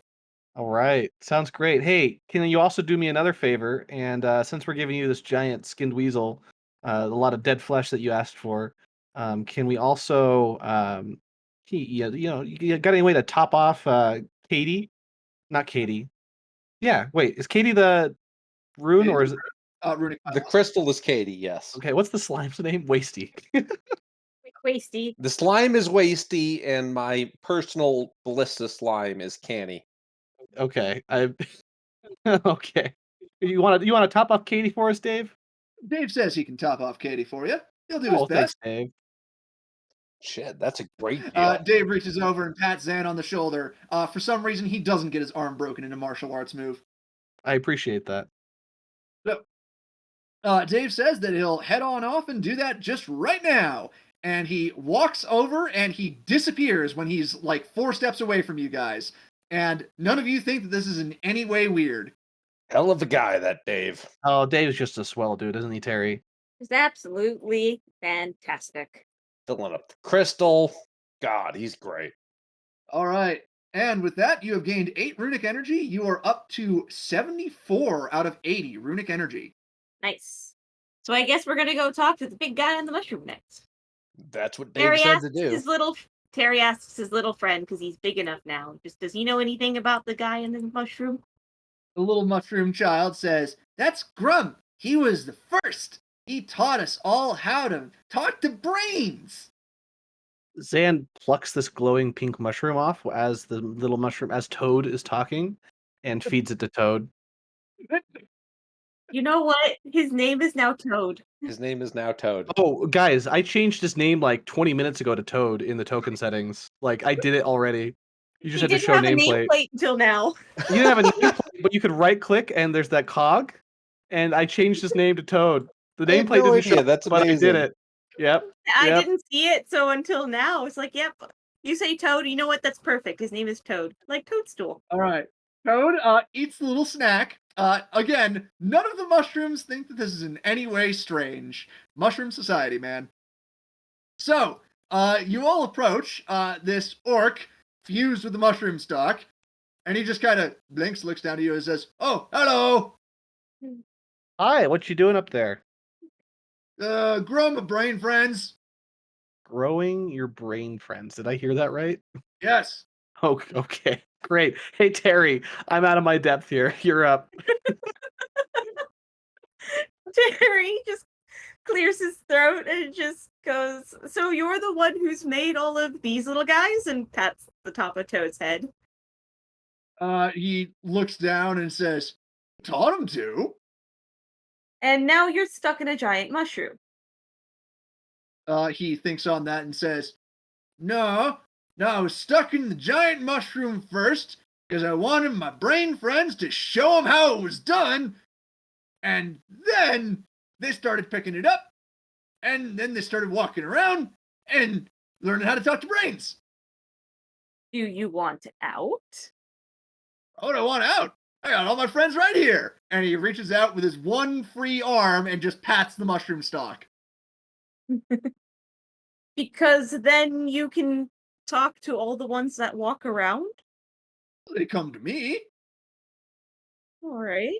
Harry, I don't think we want to let this guy walk around. That could be a problem. Probably safer if he stays in one spot, especially if he's happy doing it. Oh, I'm very happy. And I have good hearing. Thank you. Zan just keeps whispering and says, "This is just how I normally talk, dude. Why you gotta judge?" Well, I am not judging, even though you would be much better off talking with spores. I don't know what that means. Terry just asks real quick. It's like, so where did they all come from? Oh, the mushrooms? Oh, that lady over there. She apparently made them smart enough so that they could move around and stuff, but they didn't know how to talk to brains. Oh, right. But I meant more your mushrooms. My brain friends? Yes. Well, first, they were spores, and then they got in my brain, and then I decided that we were friends. Oh shoot. Oh no. Oh, the mushrooms are in your brain. Yes. Right. Don't worry, though. Is something that I am going to be showing a lot of people how wonderful it is to have brain friends. Grum once lived in a giant mushroom, but then he ate it. Well then. Urt's just staring up at the sky, is like, this gives me so many ideas. Oh no. Well, Terry thinks he seems pretty happy up there, so I guess we'll move on. Terry or Zan may roll an insight or a wisdom saving throw. I'll do an insight. Ooh, a saving throw. Let's see. My wisdom saving throw not very good, so I'm rolling my insight. I got a 14. I got 16. Okay, so Terry and Zan, did he say that he was going to introduce the joy of having brain friends to a lot more people? It sounds like he's a problem to me. Terry's just gonna ask, how do you plan to do that? Oh, my brain friends have a nice big stalk now, and they are preparing a big burst of spores. Okay. Is it this stock right here that you're in? Yes. All right. And what would be so you're releasing spores from it. What would happen if the stock caught fire randomly? Well, that would be very bad. Sure, why anyone would do that, though. Brain friends are wonderful. I see. I see. I don't think a lot of other people can actually live with brain friends. Really? Grum seems confused. Hey, you want to show Grum your how well you've been practicing with your firebolt? Urt is just staring up at this, is like, no, this No. is amazing. Oh no. Terry, fix this problem. Terry just looks to Urt and just like, look, if you have brain friends, you won't be able to do things like use your runes. Or take care of Katie. Urt reaches down, grabs one of his runes of druid craft, and tosses it to Grum. Oh no. Why? Zan, you're the more acrobatic one. Please stop Yeah, Urt. Zan flies up and catches it before it reaches Grum. Urt's like, why?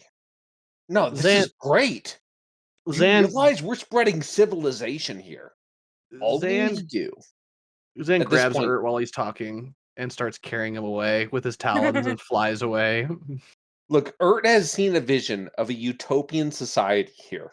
Yeah, Urt's gonna be seeing that vision while my talons are digging into his shoulders.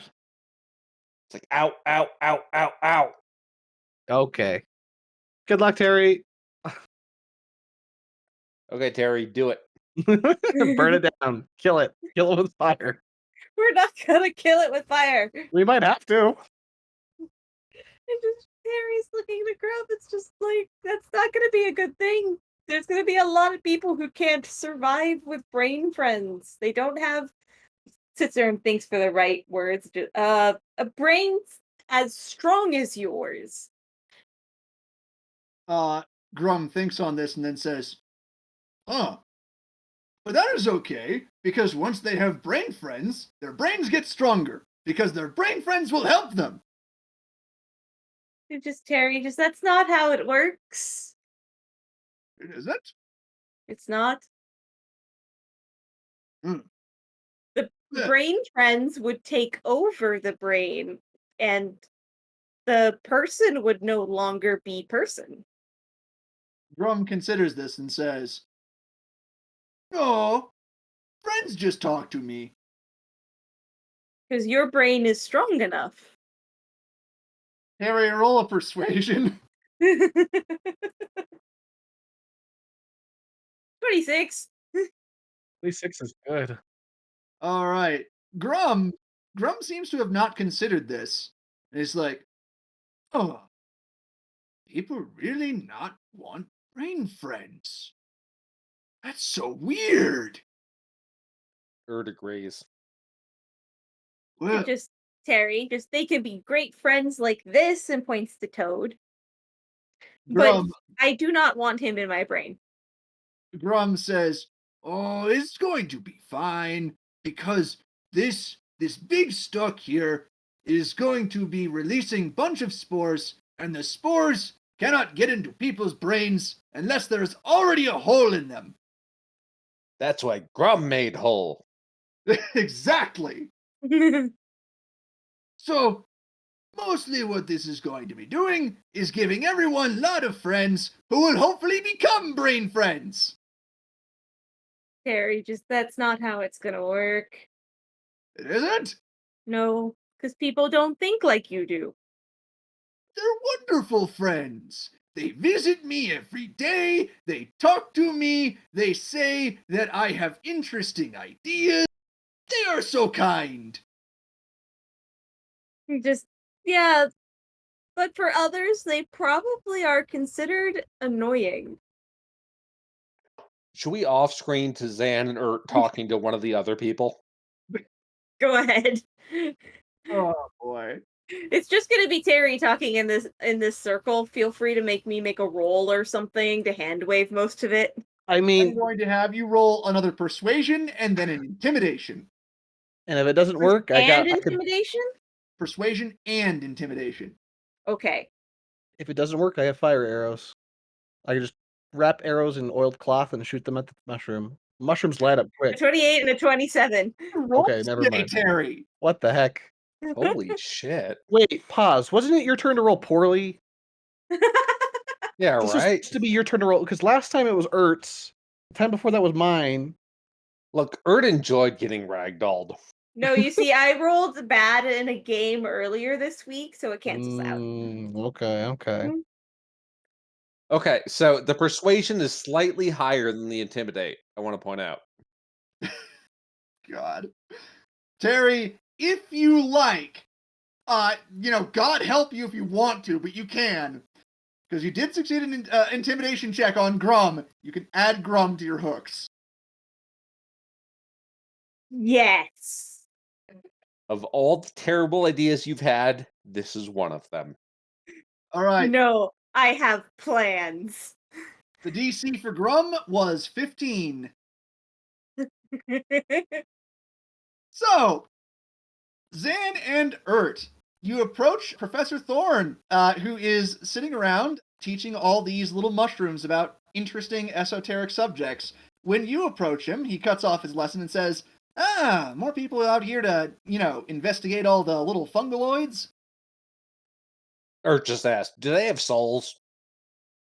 Mr. Thorn scratches his head and says, "They do, but they're undeveloped when they're in this small state." Like, are we talking percentage here, fractions, or look? The point is, we have a lot of room in the soul gem. Mr. Thorn considers this and says, "They've got a fraction of a soul, I think. Any eldritch creature who wanted a complete soul would think that these guys are, pretty small potatoes. Sorry, guys." The little mushrooms are just like, "It's fine." Zan, Oh, Mr. Thorn. Zan, Mr. Thorn. Zan, What, Erd? what's a potato? It looks vaguely like your head with no beard. That is racist. You don't know what a potato is, so how do you know that's racist? Shit. Continue. I mean, come on. It's round. It's covered in dirt. It's lumpy. Come on. Okay, It's that is actually completely valid. and it's full of mushy insides. Anyway, Mr. Thorne, Yes. you're here teaching these shrooms? Is there a particular reason why you're teaching these shrooms? I wanted to see how much intellectual capacity they all had. It seems a bit low at present. I Did was you also trying to teach them about some rather interesting subjects just to see if they had some strange insights that maybe I didn't.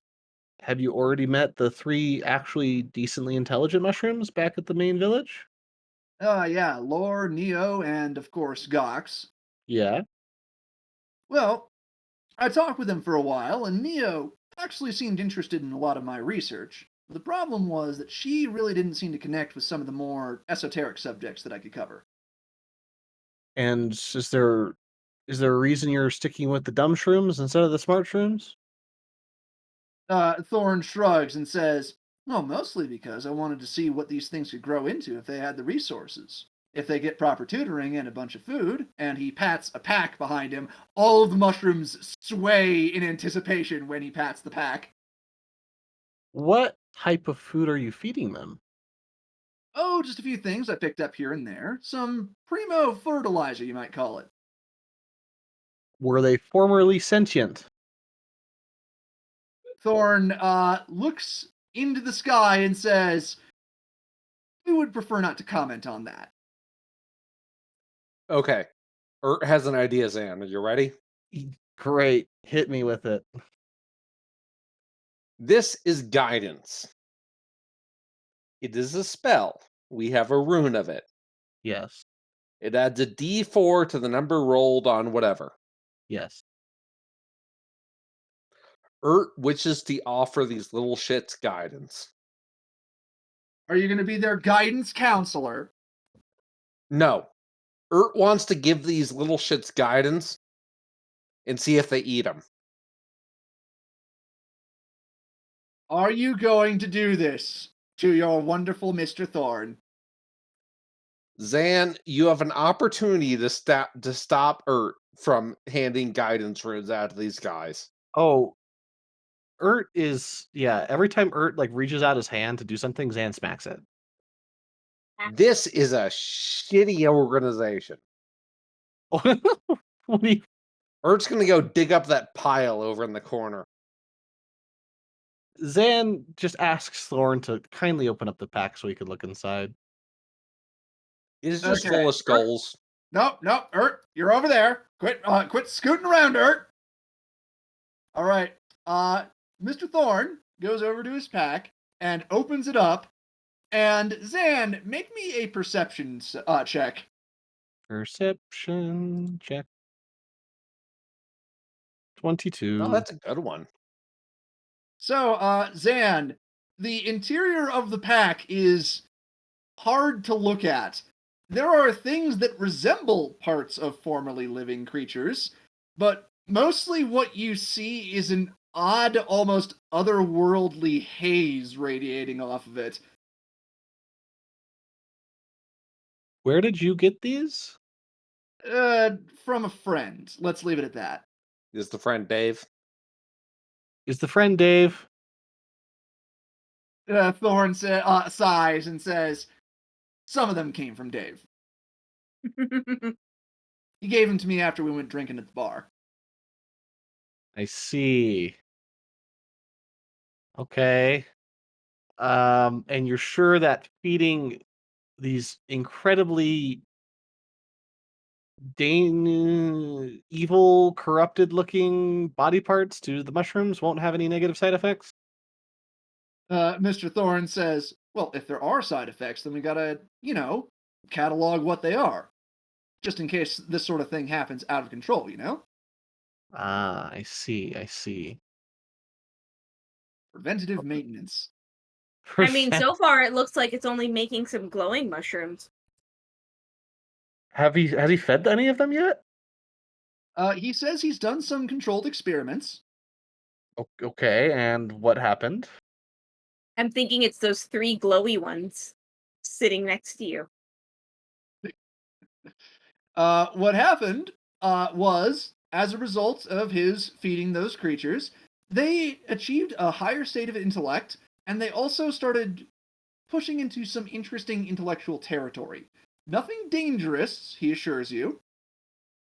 Define interesting, Zan says very clearly and shortly. For the glory of Pexarchs, a mushroom comes by and starts Eldritch blasting all sorts of things, and Thorn says, "No, we only do that at the appropriate time. Sorry, Mr. Thorn." I see. Okay, this doesn't sound very safe. Like saying, I think this is the point where you need to get the fuck out. I'm considering doing that, and I'm also considering just like killing Thorn because he's gonna get people killed. He just needs to teach them some manners, that's all. That is Urt's contribution here while he sits here deciding whether or not to grave dig. Is that a grave? I mean, what kind of question is that? Of course you're gonna fucking grave dig. You're Urt. Let's give a ping on the grave dig. Is that an actual grave? It may or may not be. Oh, great. Urt's gonna find out Yeah. Okay. and be very disappointed when it's just a mushroom. Oh, what would Zan do in this situation? Would he? Oh, he'd probably just let Thorn do his thing, but It's like, okay. you're crazy. Hey, so yeah, Zan's looking at Thor and is like, okay, so let me just tell you up front, like, I'm pretty sure whatever the heck you're doing here, one is super sketchy, two is gonna get somebody hurt and killed. If it gets any of people that I care about hurt or killed, I'm going to take your head off and I'm gonna just stick it on a pike and wave it around. All right, Mr. Thorn gives a nod and says, "Honestly, that's perfectly respectable. A lot of people have the same kind of moral compass." got it. Okay. Hey, shrooms. They all look to you and said, "Yeah." I'll bonus points to whoever eats the Eldritch Blasting shroom first. Go get him. Oh God. And then Zan just walks away without looking back. Roll me a fucking persuasion as you go. Okay. I'm not good at this. This isn't gonna go well. 10. What follows is an Eldritch Blast battle between some of the more bold shrooms, and Mr. Thorn just watches as it plays out. The end result: the overeager shrooms all die, and now the Eldritch Blast shroom is slightly larger. My work here is done. Oh goodness. I'm gonna say, what was the conclusion for Grum? Sorry, I moved you, Zach. You're chill. Okay, so the conclusion for Grum: he eventually came to realize that not everyone would appreciate having new brain friends, so maybe he should work on the whole spore burst thing before it actually goes off. Give it a little bit more thought, because after all, he still does want his friends to flourish. It's just, he's got to think about things a little bit more. Urt would like to ask everyone if they want to see a dead body. If we want to see a dead body, I've seen Hey tons of guys, dead want to see a bodies. dead body? Raises the fungal I've hand. seen tons of dead bodies. Why is this one special? Oh, good point. Let's go. Zan looks over to Terry and says, "That's your wheelhouse." What? He's taking- That was did. it. Urt He's asked taking if you the wanted to child see a away. dead body. You said no. We're good. Oh, okay. It's like because Zan's seen tons of dead bodies. Like, I mean, Urt was about to dig up a dead body. So, We've got like one more person to talk to. Could we not end up with a weird life-changing moment of poking a dead body? what are you scared you're gonna go blind again? Come on, Terry. Where's your sense of adventure? Urt raises the question of why digging up a dead body would be life-changing. Who knows what's down there with the dead body? Urt just considers all of this normal. Continue, Terry. Take us to this weird green-haired person. So, as you approach this person, she seems to have watched Terry talking to Grum, and when you approach her, you notice that she has an odd, crooked appearance. She has a bend in her back. She has clothes that seem to be overgrown with moss, and she has a very earthy scent, like leaf mold. But she gives you a polite nod as you approach Terry and says, "Hello, I am Lakimo." Terry just nods and just, you can call me Terry. "Very well, Terry. What brings you here?" Terry just, curiosity, Invasion. creating allies, not invasion. Lakimo gives a nod again and says, "As for me, I'm here to check up on some of my wayward charges, you might say." She gestures around towards all the mushrooms and says, "They have managed to do some rather amazing things. I had not thought that they would change this much." So you're the one responsible for all of this and not Grump? Well, responsible has two layers. I was responsible for originally creating the creatures that would grow on to become Fecroids, as they now call themselves, but Grum was the one who taught them to interface with dead mind. I was not expecting that, but it is an interesting application of life beyond death. Hmm. Ert, can Ert interject, Terry? What is Ert gonna say? Ert's just gonna hold up a crystal and goes, "What about this?" Lakimo looks over to it and says, "That is not life after death. That is power from death." Told ya. That's it. Terry, I never said it wasn't. Yeah, but someone else did. Lakimo looks over to Terry and says, "I believe your companion may have a few screws loose." Just a few. Ert uses rivets. Terry just, Lakimo gives a laugh and says, "As you say, more than a few, but I believe that he would take offense if I went into too much detail." Oh, go for it, bitch. I'm ready. Terry, you would be surprised. Lakimo looks to Urt and says, "You have an incredibly narrow way of looking at the world. You do not seem inclined to change. You blame everyone else for your own failures, and what's more, you do not see the ways that your own behavior can cause you consequences."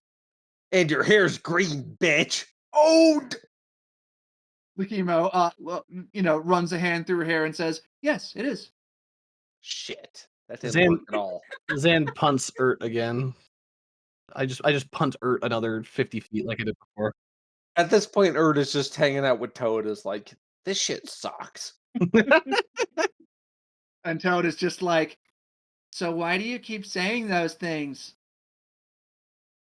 You know, Ert would be so much more impressive if Katie was on right now. And everyone was dying because Katie was sucking their souls out. Sure. So Continue, please. what you're saying, Ert, is you're having trouble turning a woman on right now? Exactly. Okay, just checking. So, Terry and Zan speaking to Lakimo. Yeah, Terry just sort of shakes his head at that little interaction and just, again, I apologize. She shrugs and says, "I am used to it. Many people have narrow ways of thinking." On the bright side, it lets me, get some of my pent up anger out every now and again. And it's good exercise. So he just kind of gestures to all of the moss. You seem to have a liking for. Or lichen. Ha! Thank you, Zan. It was right there. I had to. No. Terry is sincerely saying thank you, Zan. He didn't want to make the joke, but you did it for him. So Lakimo gives a soft smile and she says, "Yes, I am a hag. I have some magical talents that exist even in this time and place, but my powers mostly pertain towards things that, well, not to put too fine a point on it, have to do with decay. Wonderful. Oh, Terry is actually interested. And just one of my friends is a changeling. Really? I wonder Yeah, how her hag mother is doing then. that. One second. Numbers. Does Terry know or no?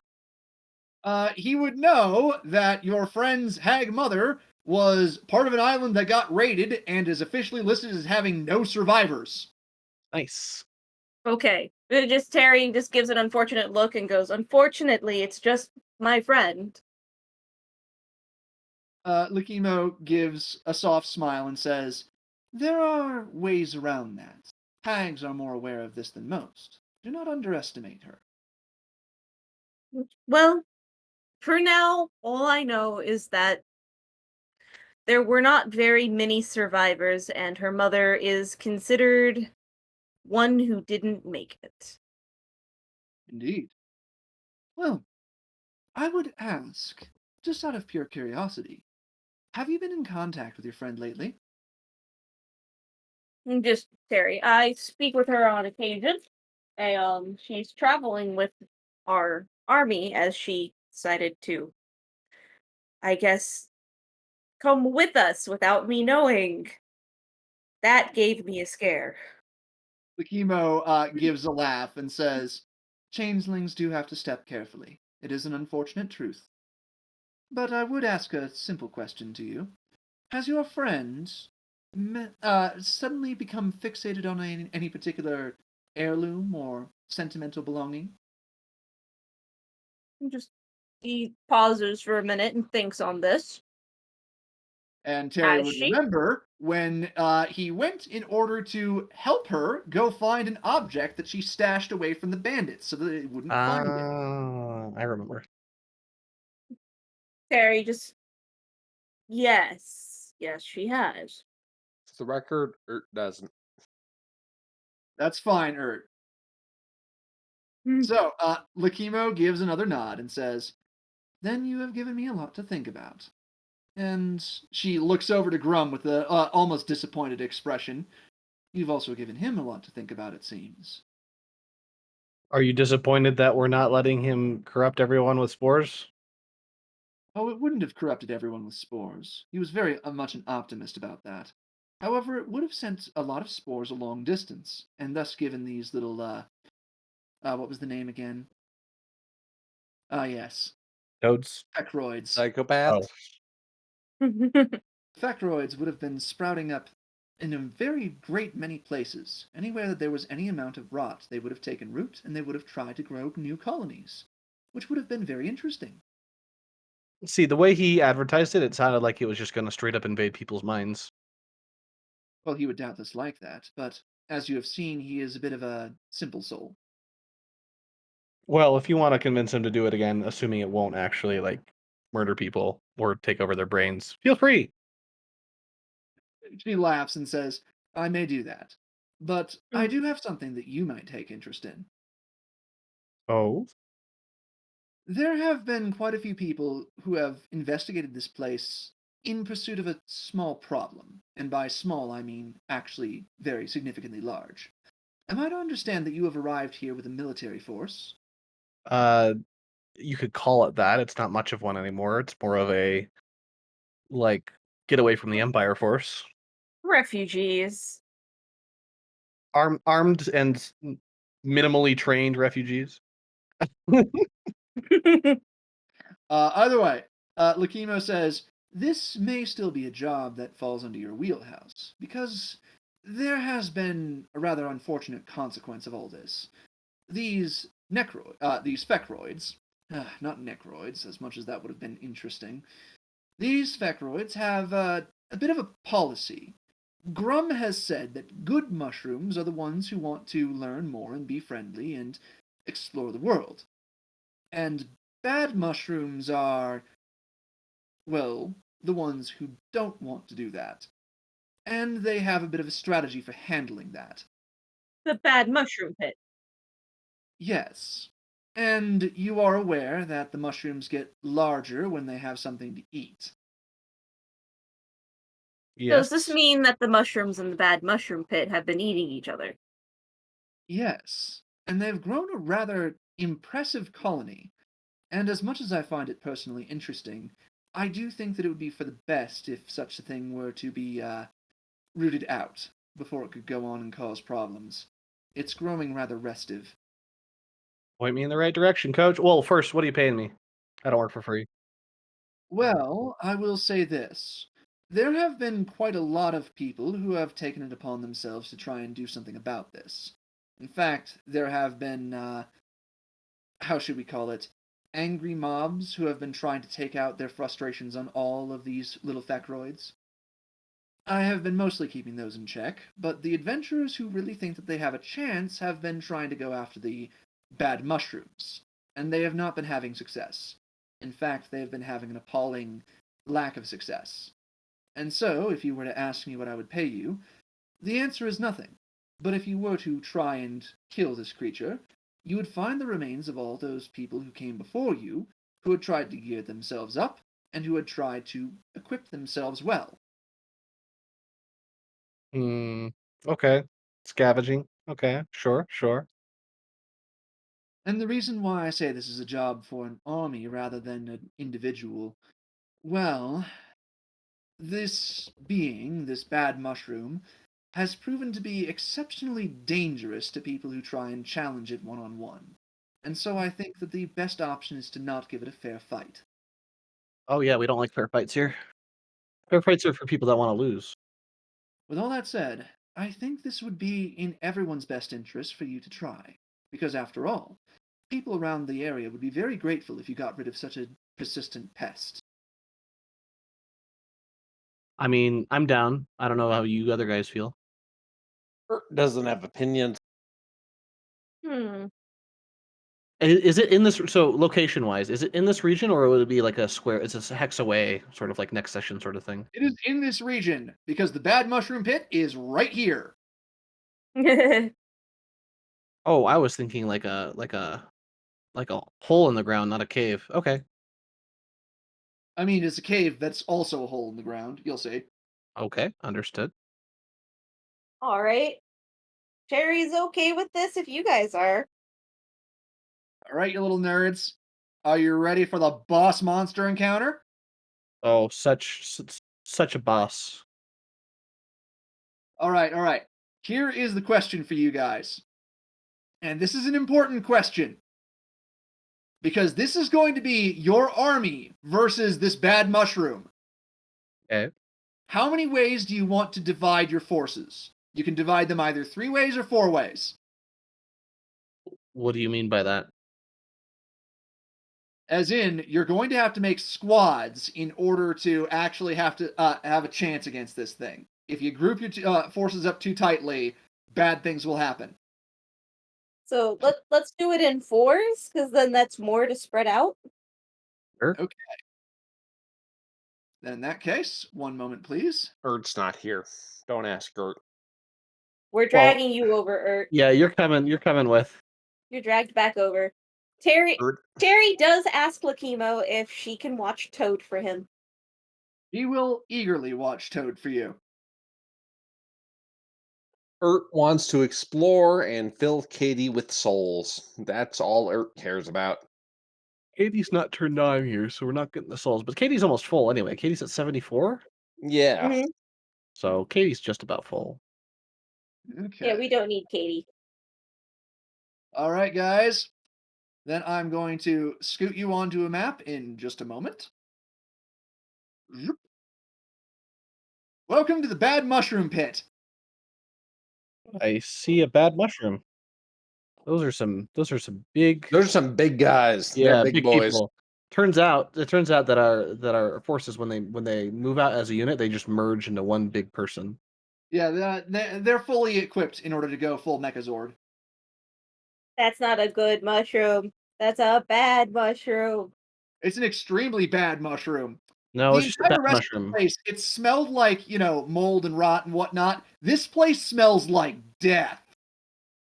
Zan inhales deeply. Ah, reminds me of home. Before they burned it down. Terry just going, right. So before we move along, Terry is giving everybody 1 inspiration.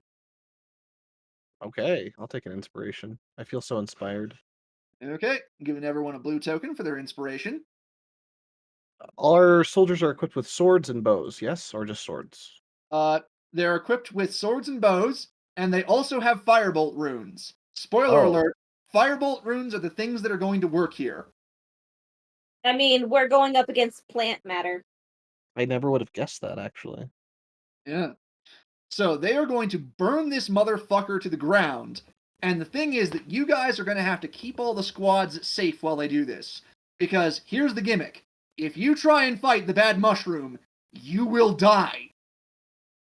The bad mushroom is going to try and fight off all the firebolt squadrons from a distance. And you are going to have to intercept its efforts and keep your squad safe. Okay. So, I want you guys to position all of your firebolt squads. I will also decree that this is an excellent time to take a bathroom break, get a drink, etc. Yep. Let's all quick do this, and then we'll rejoin. Okay. Sounds good to me. All right. Welcome back, everyone. We have our squadrons all set up, and we have the bad mushroom on the stage, and we shall see what it has in store for us, as it patiently waits for you all to get in position. So, the bad mushroom is here. The bad mushroom is going to try and kill and eat you, because in the bad mushroom's own booming words, kill! And he feels a kinship. Yeah, I was about to say, is this the same thing that Canny came from? I mean, maybe, we don't know. Mm. All right, so let's cute. get us started.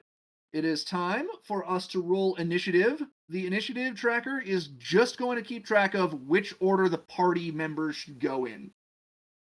Okay. So, dum-dum-dum. 21. Bad mushroom is going to be on initiative 0. Nice. Did I just roll for Katie instead of me because I had Katie selected? No, it says boat murderer on it. No, I see Katie. I see In Katie. third order. Oh, wait. Whatever. Oh, you're in the left. I was looking on the right. Okay. Ah. So different modifier. Okay. Yeah, click on her. Oh God! Why doesn't Katie get 3? No. Is slow. Well, it's not going to matter this time because, again, the bad mushroom is going to be stuck on initiative 0, so all the bad mushroom's minions are going to be on initiative 0 as well. So, welcome to an embodiment of greed and insatiable hunger. The bad mushroom is going to try and start to kill you. And on the bad mushroom's turn, all of your squadron are going to launch their firebolts, or they will move if you instruct them to move instead. And then the bad mushroom is going to summon a bunch of minions. Speaking of which, oh boy, That's 8. That's not a that good is number. not the number of minions. That is the type of minions. Okay. So, the bad mushroom summons up 2 wonderful creatures in order to harass you. They are called Fecroid Shriekers. Ping them when they're up. There they are. I see them. I see him. All right. So, these things sprout out of the ground, and they immediately start screaming. Are those microphones? They have microphones in their hands. Yes, they do. Okay. So, our wonderful Fecroid Shriekers are going to be going on their turn.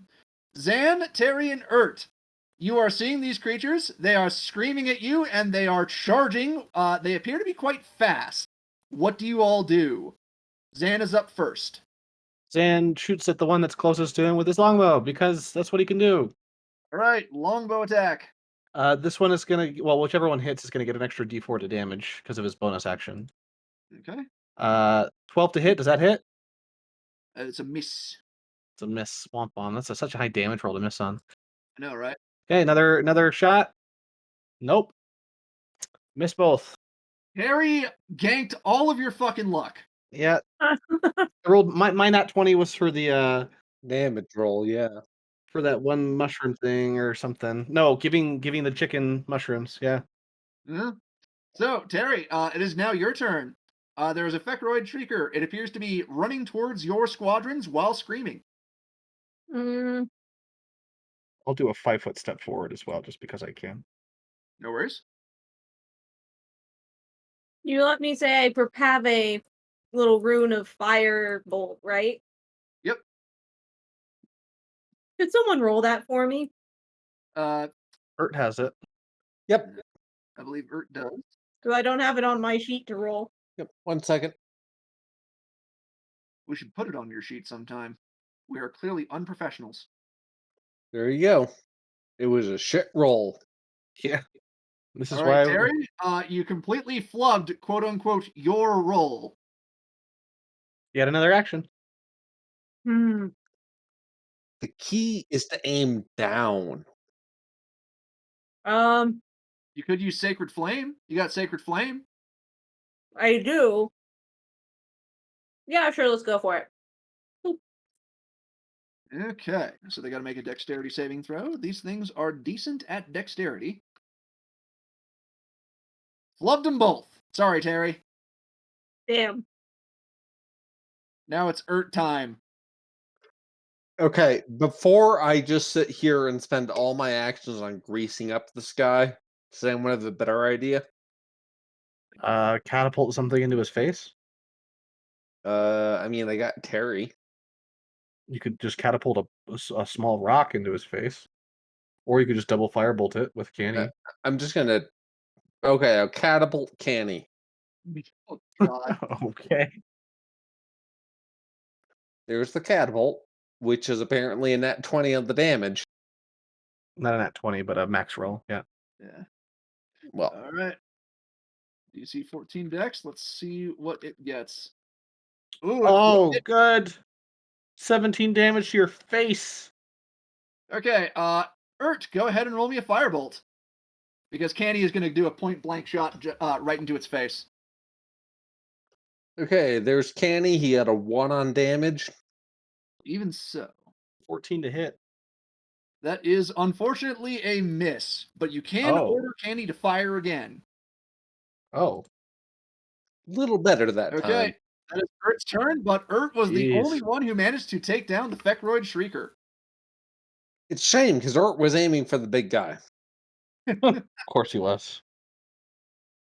Okay, All Mushroom, let's see what you got. All right, so the Firebolt squadrons are going to make their attack rolls. So it's what, 20 soldiers per squadron? Yep, about 20 soldiers per squadron. 80 The record, you firebolt. don't have the soldiers on turn order, so just be aware. Well, they go on the bad mushroom's turn at the start. Yep. Okay. 80 firebolt. Can we get 500 damage in one go? Well, let's see, shall we? Where's the cast button? Here we go. It is honestly pretty fun to roll for like 80 units. Okay, so first squadron does fantastic on their damage. Let's see what the next squadron gets, because we got a lot of soldiers doing this. Wait, so are you saying that roll is for 20 soldiers? Yes, 20 soldiers at once. Just did 200 damage. Okay. Right, and then one more.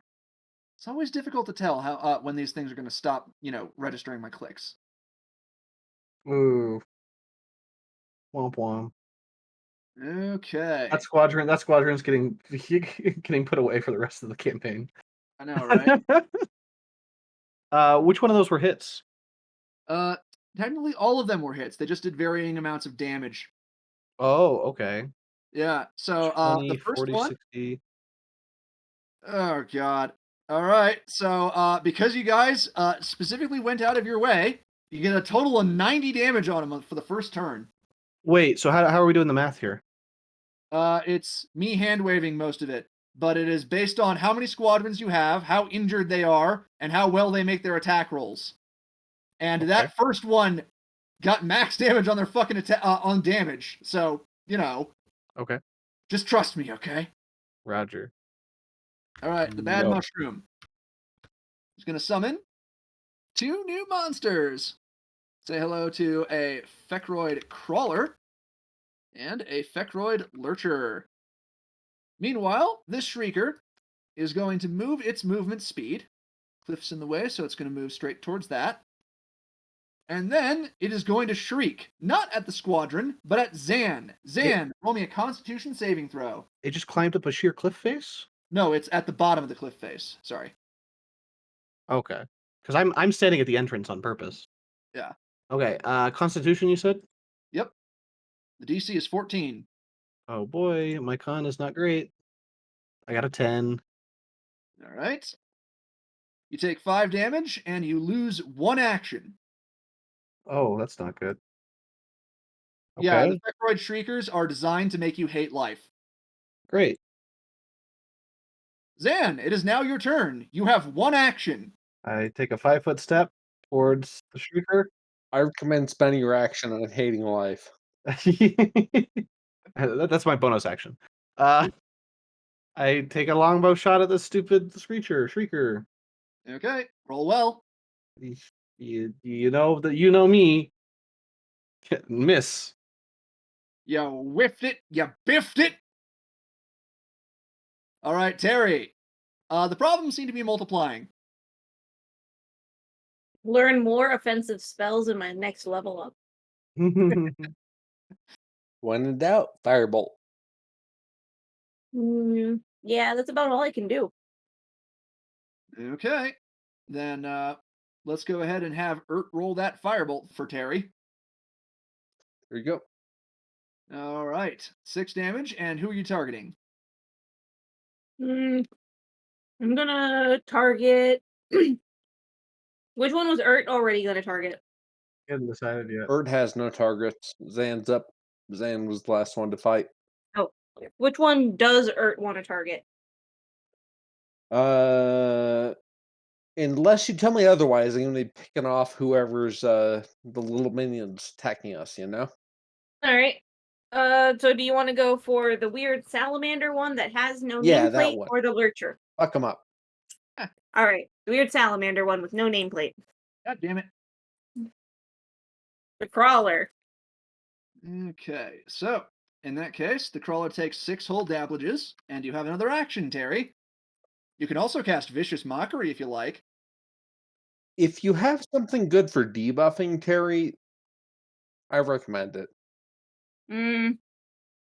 I could put the shenanigan cube on top of the bad mushroom. Come on, singularity. All right, I guess I'm doing a shenanigan cube. Okay. Let me just go ahead and 10, 15, 20. It's a 20-foot cube. So now I can move. Fine. Oh, Remember to put up the thingamadoodle. yep. And now I have to roll that. It's a D something. It is indeed something. A D4. Oop. I rolled a 3. Every creature in the cube must succeed a wisdom saving throw or begin giggling until next of turn.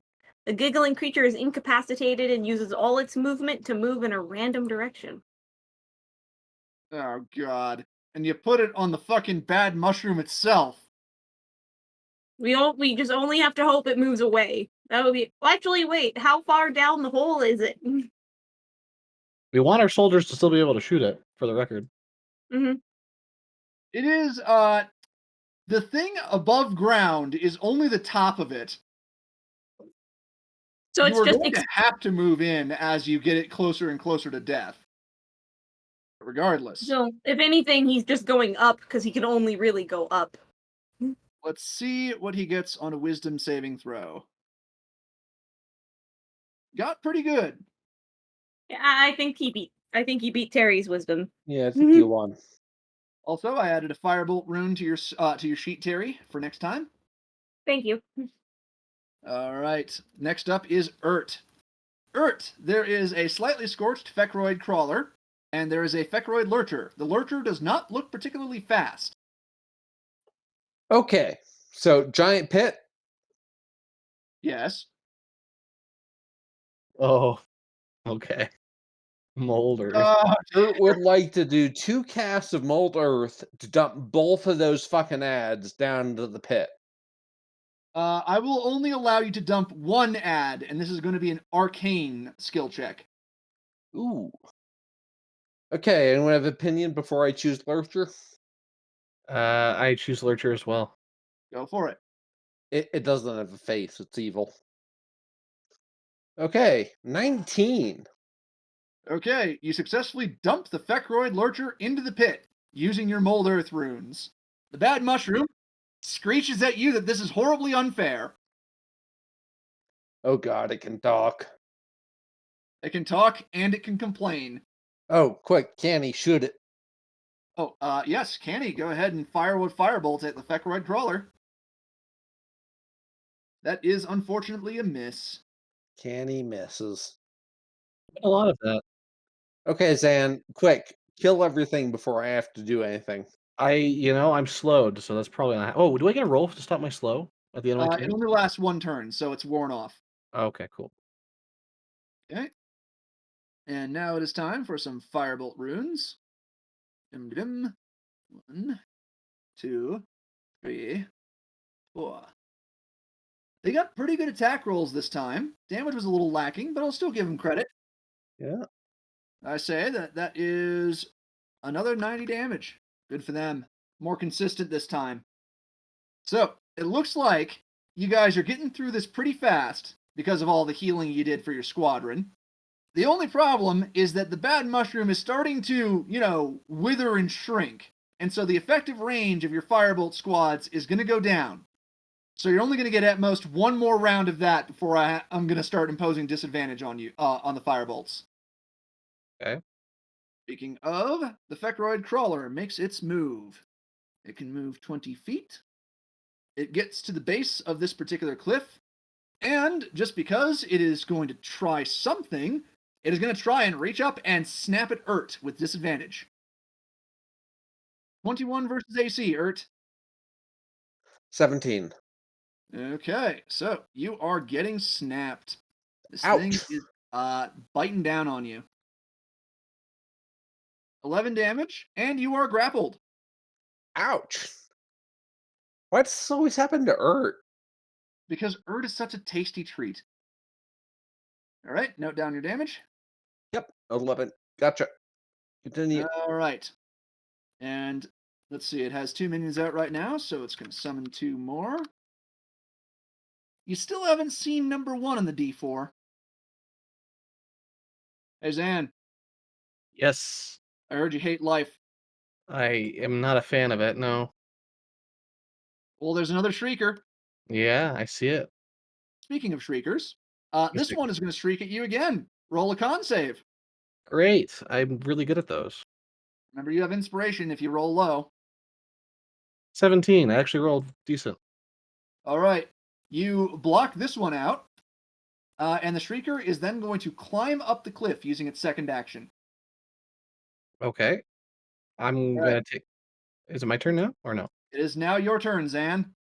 Kick his ass. I'm gonna take a 5-foot step. 5-foot step. I'm going to get in melee range with that 5-foot step. And I am going to we're gonna do first attack with the long sword. Okay. Nat 20 Ooh, nice. for 10 damage times 2, so 20 damage total. And you kill it instantly. Die and go to hell. All right, beautiful. Then I'm going to in one motion, swing down with the sword. Then leave the sword kind of embedded in the ground right there for a moment. Pull out my bow, knock an arrow, and shoot at the new shrieker that popped up. Okay, roll that attack. Nat 20 again. Low damage roll, but I'm adding that with my bonus action. I'm doing an extra D4 damage with my bow, an extra 1 damage on top. So 7 times 2 is 14. All right. So that's Zan's turn. It is now over to Terry. Terry, the Fecroid Crawler has tried to eat Urt. I do want to point out that you still have your Shenanigan Cube up. I do still have the shenanigan cube. Yes, and you can move it up to 10 feet and re-roll on the table. I can, which I will do. Okay. Now roll a d4 for its new effect. The giggling again. Okay. I'm gonna roll for the Fecroid. Sorry, I'm gonna roll for the bad mushroom first. Still immune. It is not a very humorous creature. And I roll for the Fecroid, and what the fuck is up with these rolls? I believe my save in general right now is a 14. I believe so, Yeah. yes. So it just scraped by. He's not happy with that. He's gonna cast Vicious Mockery on the crawler that Earth's on, because if that succeeds, it's a disadvantage, I believe. Okay. Quick question: do you have an Inspire or Guidance on yourself, Terry? Yes, he does. That doesn't work for saving throws. Ah, not to continue.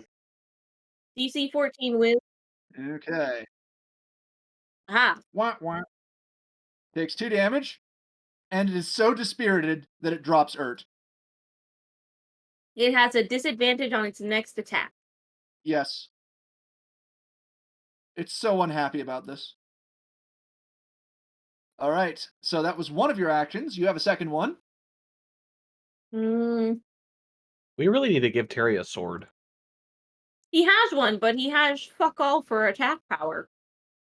I mean, it's better than not doing anything with your action. What's his dex? What's Terry's dex? No, you don't get dex unless you're a monk added on. Okay, never mind. Yeah. Bad question. I will use Monk privilege. my rune. You want to use your Firebolt rune? I put it in your spells. Firebolt rune. And I will cast it on the crawler we're already working on. Okay. Oh, I think I missed. You biffed it. It's right in front of you, and it's massive. How did you biff it? All right, Ert. You have just been once again partially eaten by a creature. That happens a lot. Yes, it does. You're not sure why. Honestly, happens too much. It happens too much. Well, unless anyone has a better idea, all I'm doing here is sitting around and shooting firebolts. Probably take a 5-foot step closer towards the soldiers. Well, that is definitely a thing. Not away from that'll give you no, whoa. There you go. Because you don't want to There you attack of opportunity, right? Well, a 5-foot step never provokes an attack of opportunity. Oh, Yeah. okay, never mind. Sorry. I give up. I quit. We know. Exactly. Look, to be honest, Urt doesn't have any useful level 1 spells. Unless he wants to grease up a slime monster. Well, I will say that if you grease the area in front of the Fecroid crawler, it's going to have a hell of a time getting up that cliff. Oh, good point, Cliff. It'll just eat you more. Sorry, I'm looking at the area for grease and trying to figure it out. 10-foot square. Yep. So is that a 4x4? Yes, It is 2 by 2. 2 by 2. 2. So four 2 by 2. total squares, but 2 by 2 Yeah. area. Thank you. I just said it wrong. Okay. Urt is going to cast Grease and then cast Grease again. Okay. So greasy. Will be And, link the spell for you. Yeah, go ahead and put it on. Rip my level 1 spells. Oh, you're out of spell Okay, slot? and the Fecroid crawlers are going to get their saving throws. Are you putting it on both the Fecroid crawlers? I need to know where you're putting it. First one is on the local Fecroid crawler. Okay, so right here. Yep. And the other one? Well, let's see how that goes. Okay. Wah, wah. So do you fall over? Yep. Excellent. You know, I'm looking at a 4x4 grid here, and it looks like it covers both the crawler and the giant slime monster. But you got a 2 by 2, not a 4 by 4. Yeah, my bad, but this Oh, 2x2 hits them both. Okay. So I'm going to grease this guy up, and if he falls, I want him to fall onto the big guy. All You right. fall down the hole. Grease him and make him fall down the hole. Yeah. So let's see what that Fecroid does. Oops, that was. Oh, shit. wrong. Yep, he succeeded, even though I put a plus where I should have put a minus. It still 17. sucks. It'd be a 17. Yeah.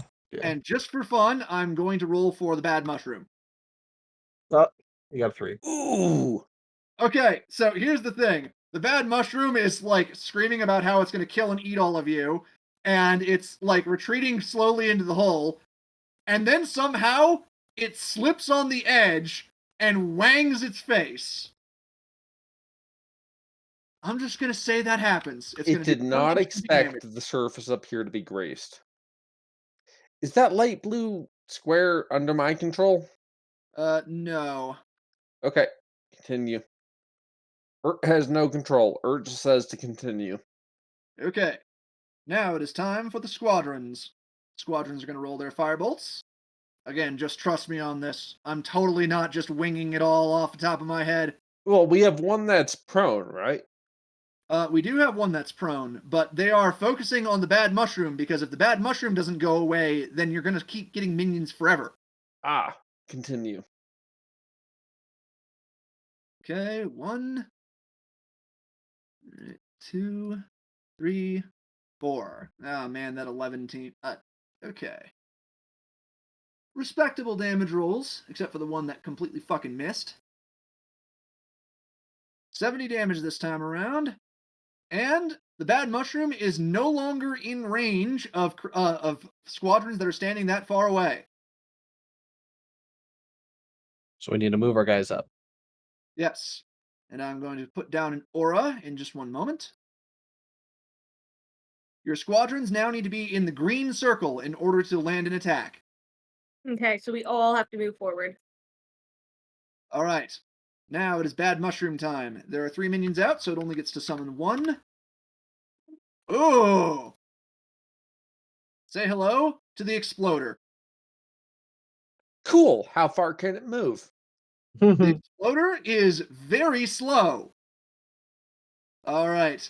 Now, as for the crawlers. First crawler is going to try and get its way up.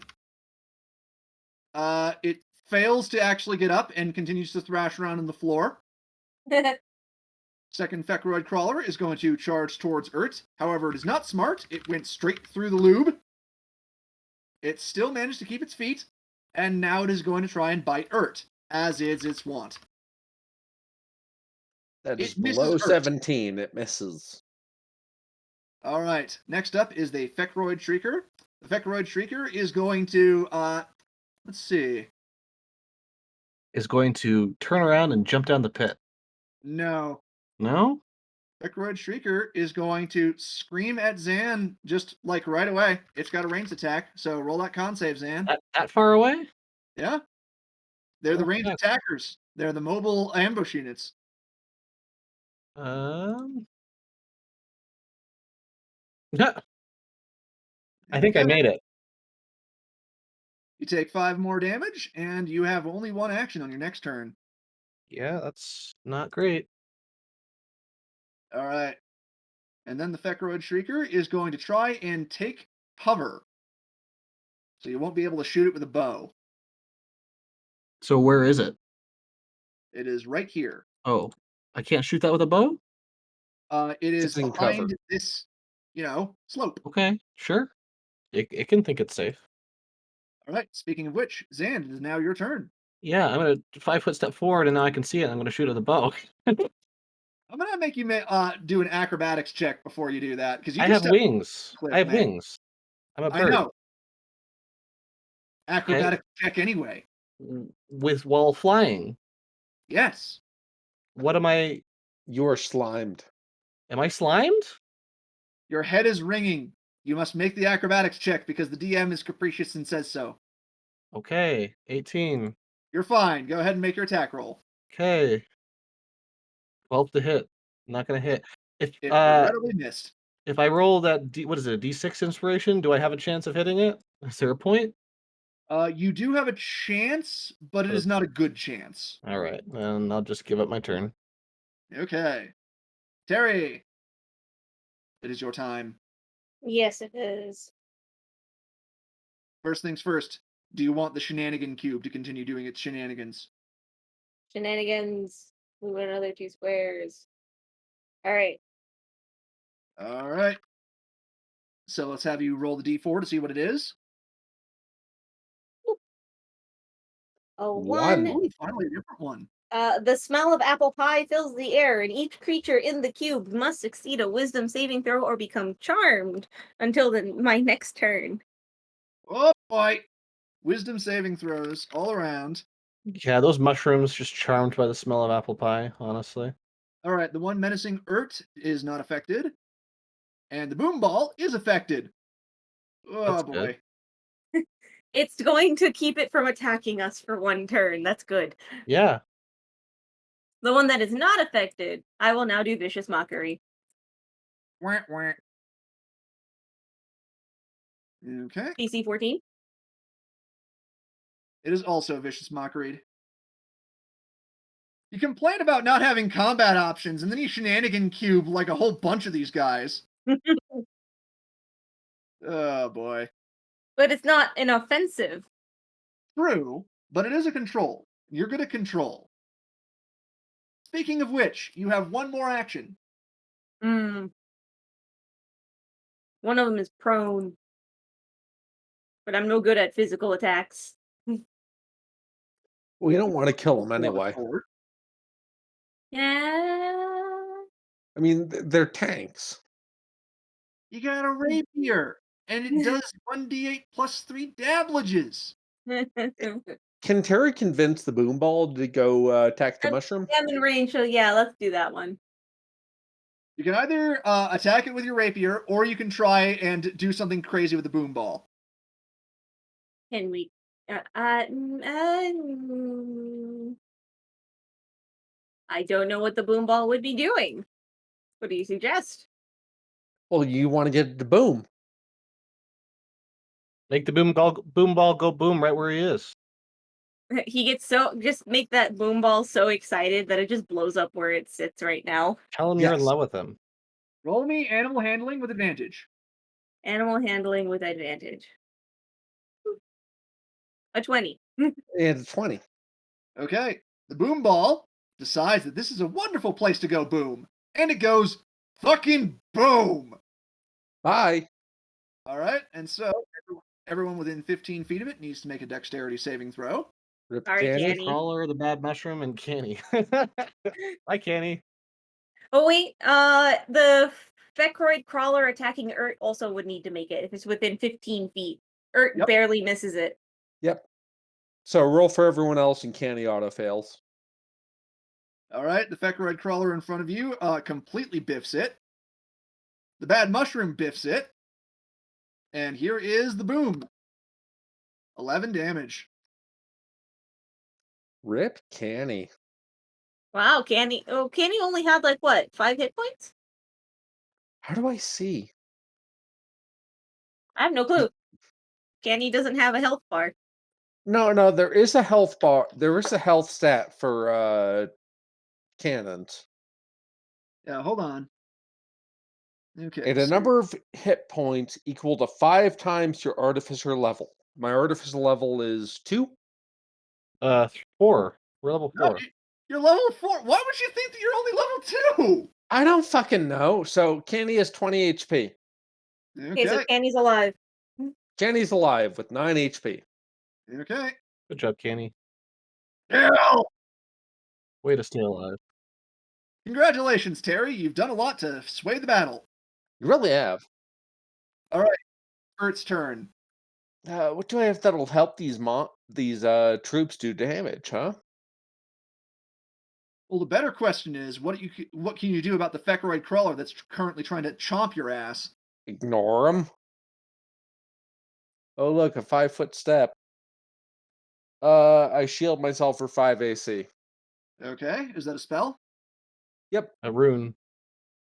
Well, it's not a cantrip, so costs a spell slot, right? Yep. Wait, doesn't have the effect on there? Yeah, there was a checkbox you had to press. Here, try it again. Fuck it, there's the text, so that's 5 AC. Okay. And it is notable that I believe casting shield is a bonus action, so you still have 2 actions remaining. Oh, what's that bonus? I thought it was a main action. Nope. I should note that on the sheet. Yeah. Thunder Wave should use up my spell slots for level 1, if I'm right. Or you can just keep casting Firebolt. Yeah, but, I just hit the button, and it's max. All right, so let's see. Thunder Wave, Thunder Wave. Constitution saving throw. The point being that it's pushed 10 feet away. If it fails. I thought that pushed either way. So these spectroid crawlers have a Constitution of 1. DC is 14. No, it's only if it fails the Constitution. That's bullshit. Well, they both failed, so they both get pushed. And they both take 10 damage. Okay, 10 damage, shoving them away. Blorp. And then this Fecroid crawler is up against a cliff. So this Yeah, kind but of away from me is... gets mushed into the cliff. It's right there, isn't it? Well, hold on one moment. I'll turn off the aura so you can see. Oh, See that wow, push- the map is a lot less green now. I know, right? Look, just put them wherever. My turn's done. Okay. Not quite done. You still have Canny and you still have one action. So do you want to double up on Firebolt? Yeah, 2 firebolts to the boss. For the boss or for one of the crawlers? No, the boss. Kill the Shrieker! fucking Kill the there. Shrieker! Oh, fine, the Shrieker. They're both the Like- Shrieker. I If can I... take my turn. My con sucks. This Okay, and is he dead? I think you they missed both roll. missed. You could roll Really? an The- inspiration the die on the third- 13. Yeah, let's roll an inspiration on the 13. That's 1d4 or 1d6. D6. 1d6. Plus 3, 16. Roll again. As in, just cast the Firebolt again. So it's 16 AC, huh? Nice. 19. He's Fuck him dead. up. Blark. Kick his ass, sea bass. Yeah, get him out of here. And my last firebolt just sort of flies by Zan. And he's like, fuck! Zan is more just like, he's dead. Yes. I can move. So here's the thing. All of your squadrons can still cast Firebolt on the bad mushroom, but it will be at disadvantage. You can make them move into the green area, and they will start firing with advantage again. So, do they have 2 actions or 1?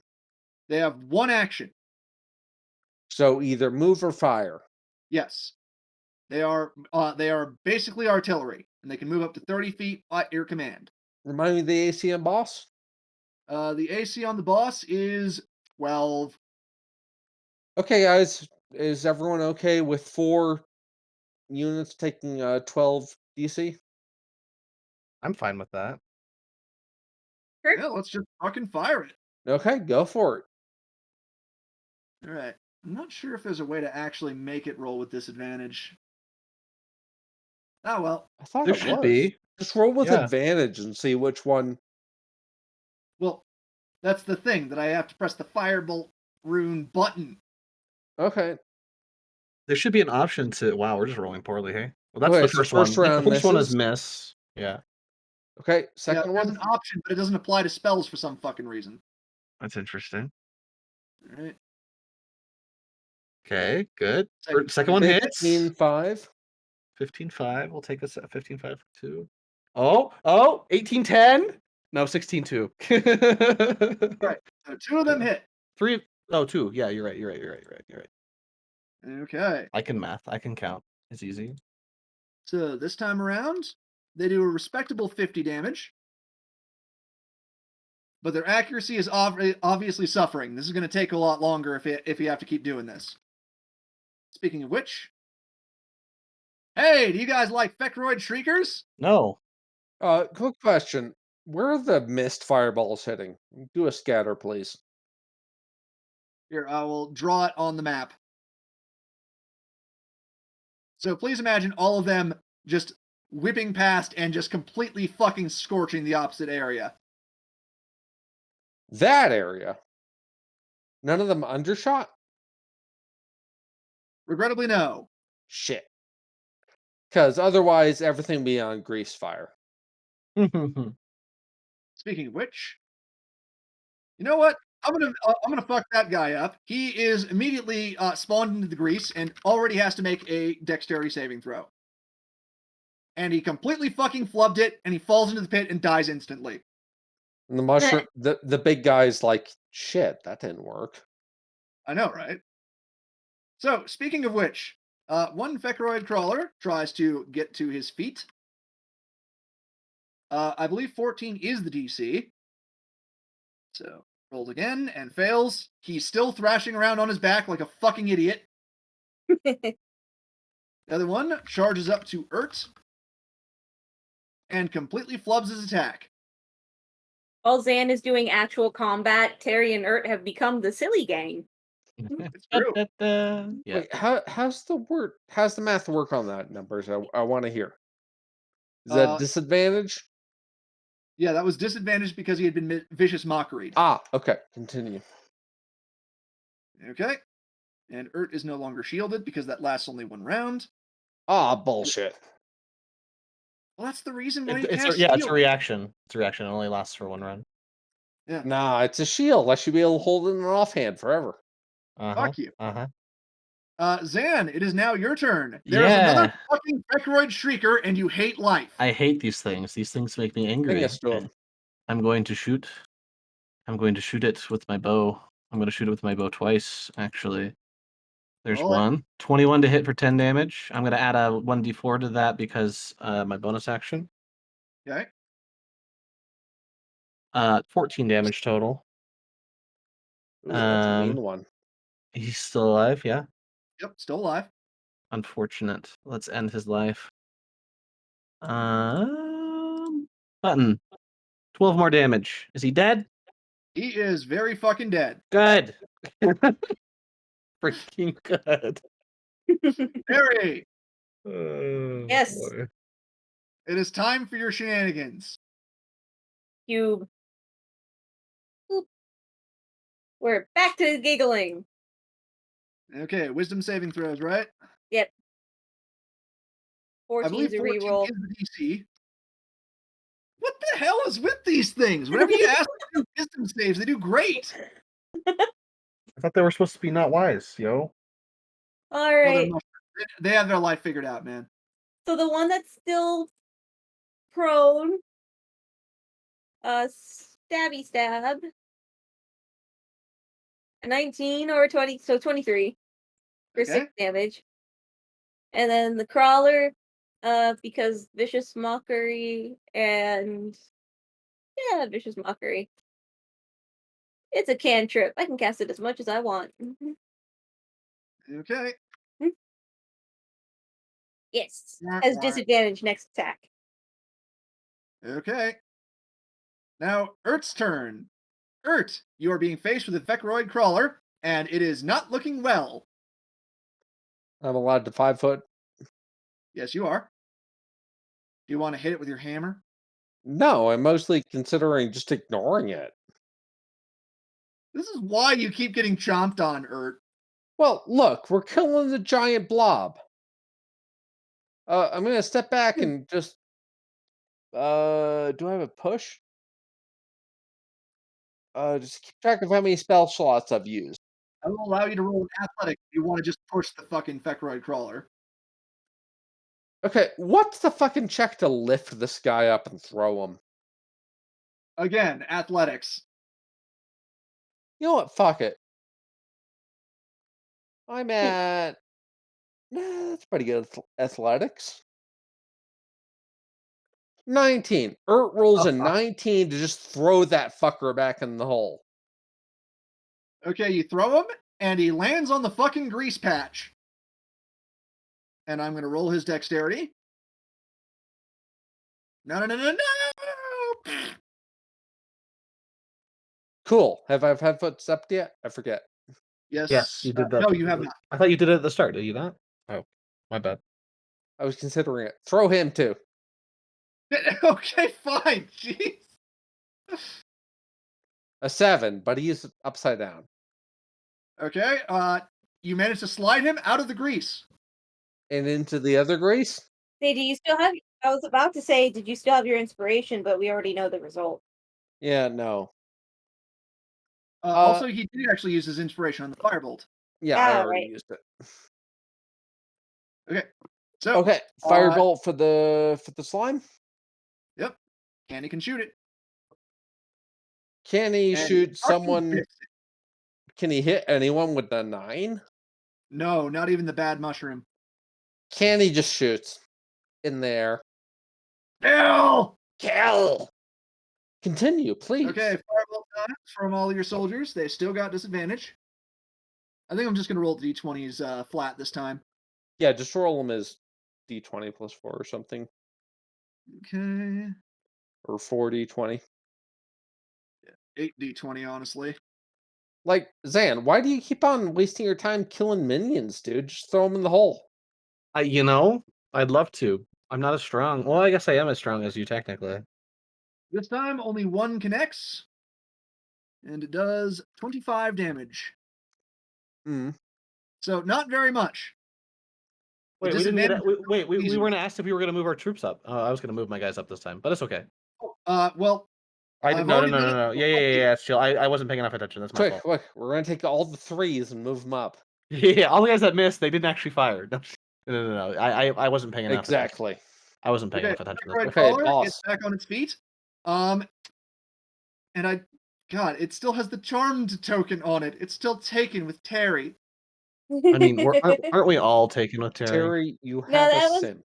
That was until Terry's next turn. So Okay, so the Fecroid Crawler is going to scoot on up to Urt, and Urt finds himself in a drearily familiar situation. There is once again a Fecroid in his face. Fuck off. I have 17 AC. 2 more minions. Why does Zan keep getting the fucking Shriekers? I hate it. At least I get to attack it before it can attack me this time. Ooh, a boom ball. Yeah, you don't even eject to the boom balls, do you? I mean, Nah, cool. They're at awesome. this point, it doesn't bother me too much, but we'll see. That might change in the near future. Okay. It is now time for Zan. Zan, you just killed one of these motherfuckers, and it's back already. Again, for like the fifth time. Like, Fourth as a time. monk, can you just I don't spray know. the boss and kill him? He's 159, so probably I not. can't do that much. I've been 5-foot stepping closer because I do more damage in melee. So I've been inching my way closer. I took another 5-foot step just now, and I'm gonna do 2 more longbow shots at the Shrieker because it makes my life miserable. Okay. Nat 20. I'm gonna put my D4 into this just to see if I can kill it in one shot. Okay. Nope, I did 16 damage. Sorry, 16 damage with the first shot. Let's see if I hit the second shot. 6 damage on second shot for 25 to hit. It's dead. Cool. God, Zan. You just have such a fucking murder boner for these fucking things. They keep coming to Zand me. is just sitting there fighting beatboxing mushrooms.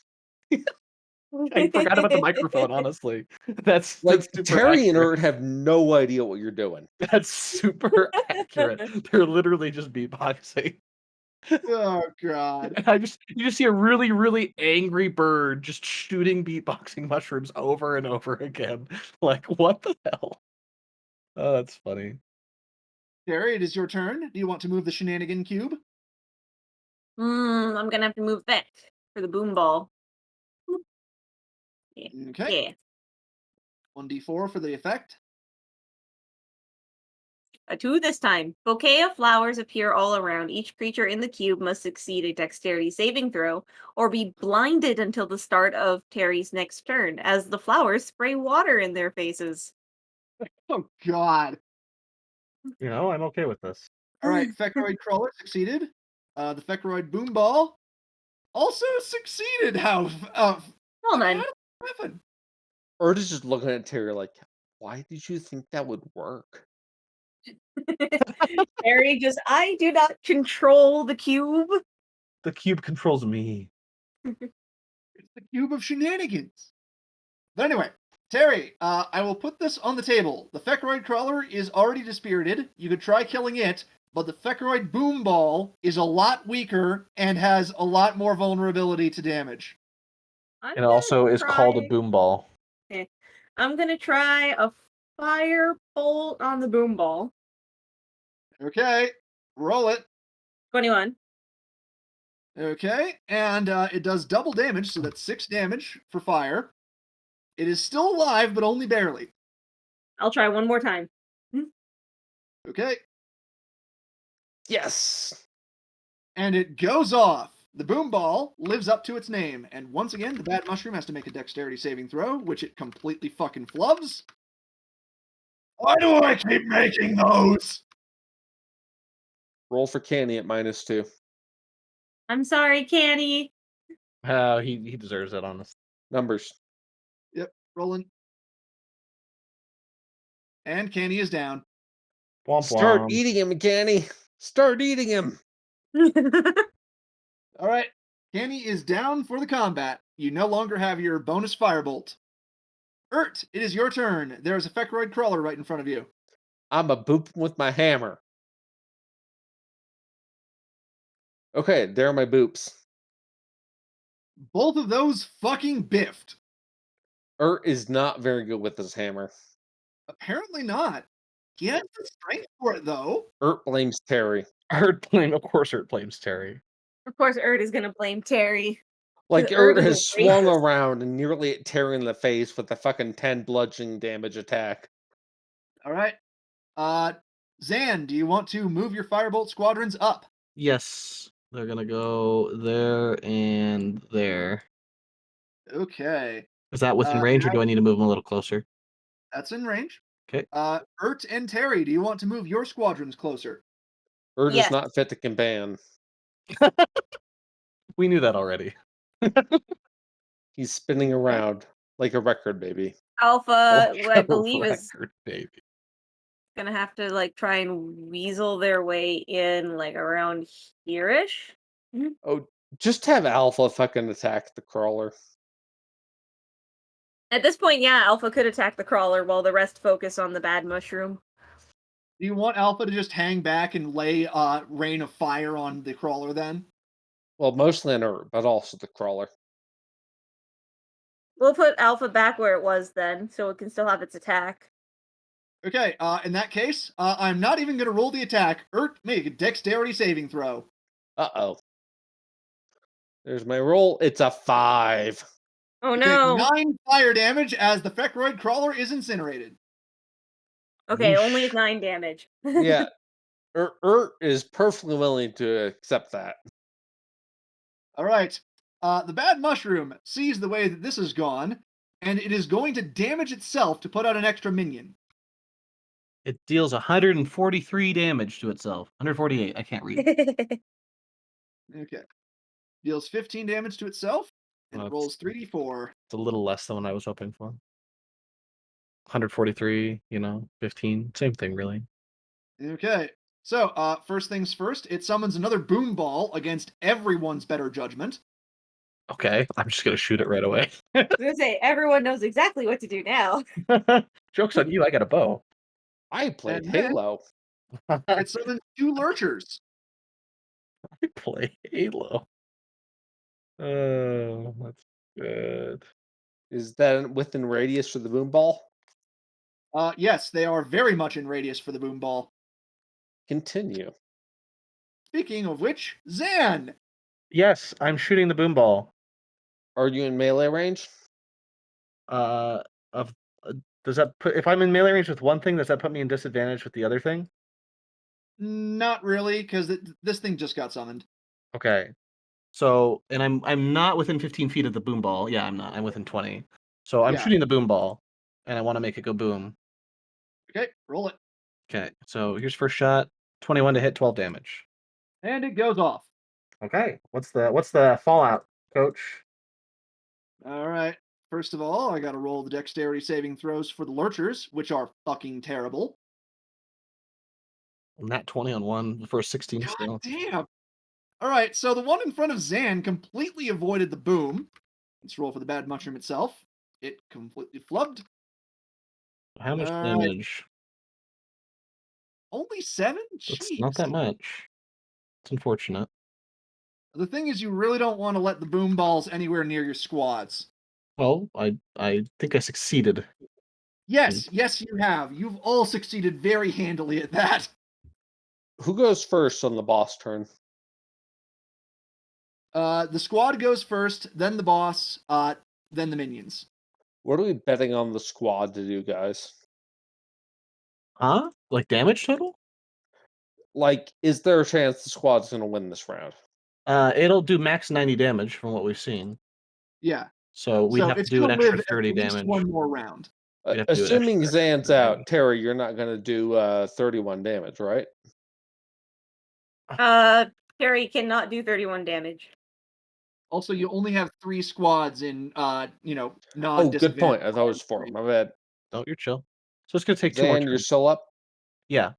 So Yep, you got one more I'm gonna melee. I'm long swording and then unarmed taloning this lurcher. So longsword first.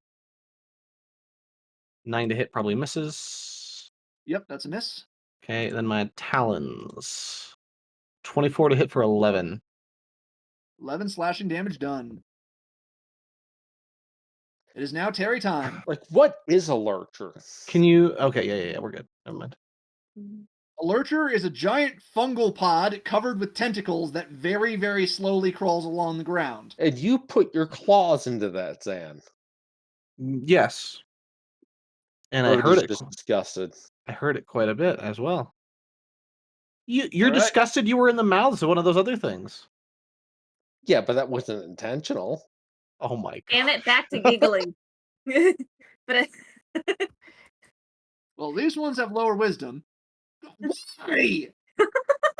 Okay. That lurcher is like serious about this. Oh my god. He's super Also, the serial. bad mushroom itself. This bad mushroom is now giggling. Which means that for this particular turn, I am disabling the effective range. Oh, He's Well- technically incapacitated. okay. Oh, he can't summon then. Yeah, he's just hanging over the edge and going, "Oh my god, that lurcher is kicking your ass, guys." All right, Terry, what you gonna do? Terry has to get closer. His spells are out of range at this point. Okay. There, actually. Yeah. If I footstep, yeah. In Greece? Oh, yeah, you're right. And so, Terry takes a step off a cliff into the grease, way down into the bad mushroom hole. let's see. From here, let us firebolt the lurcher. Okay. Only 1 damage. Congratulations, Terry. You've done your people proud.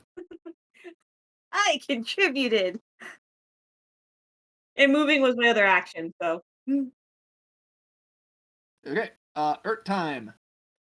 On the assumption I have one last out of 3 spell slot, I'd like Okay. to cast a spell. What spell? I don't have Bull Rush. That's the problem. Ert is just gonna sit here and he's gonna grease up the boss and the surviving lurcher. Top lurcher. Okay. Do you want me to roll it? Go ahead and post the doobadoo again. Surviving lurcher. Down at the bottom.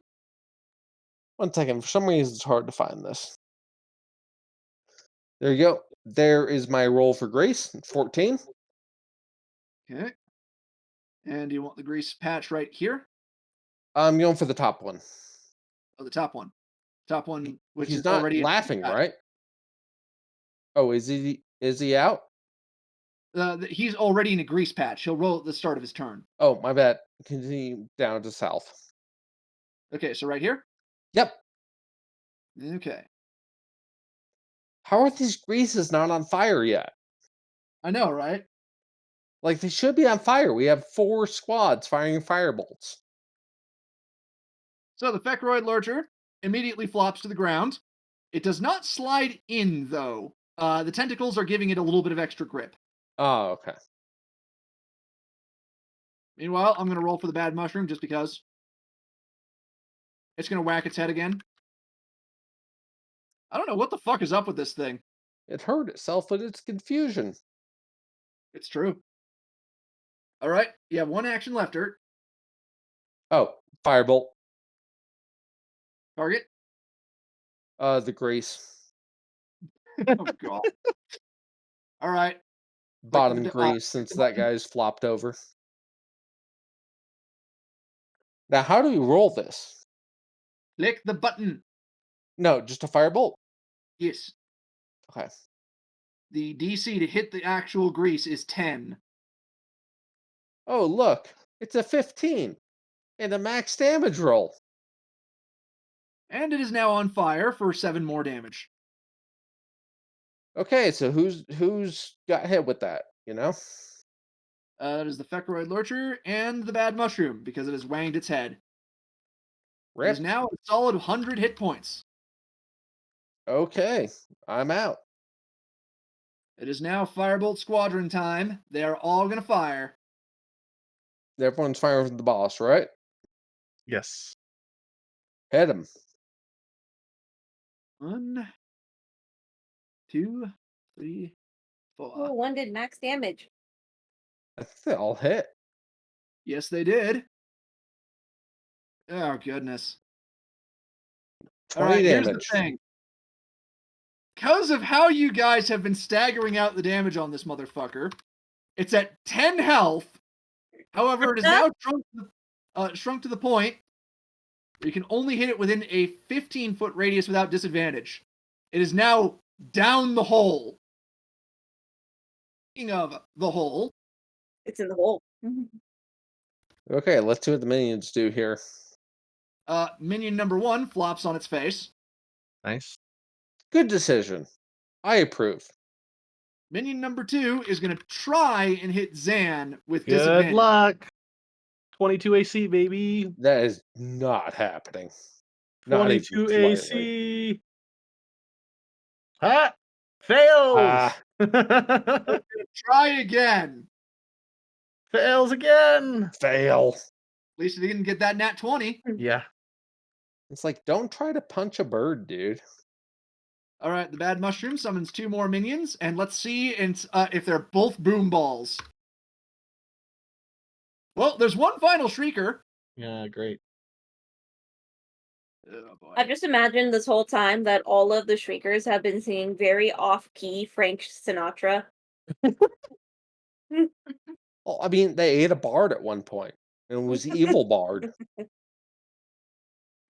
All right, Zan, you have a decision here. You can either sit and tango with this Fecroid Lurcher, or you can take a 5-foot step and fire on the Bad Mushroom itself. Oh, I'm doing 5-foot step and shooting the bad mushroom. 5-foot vertical step, please.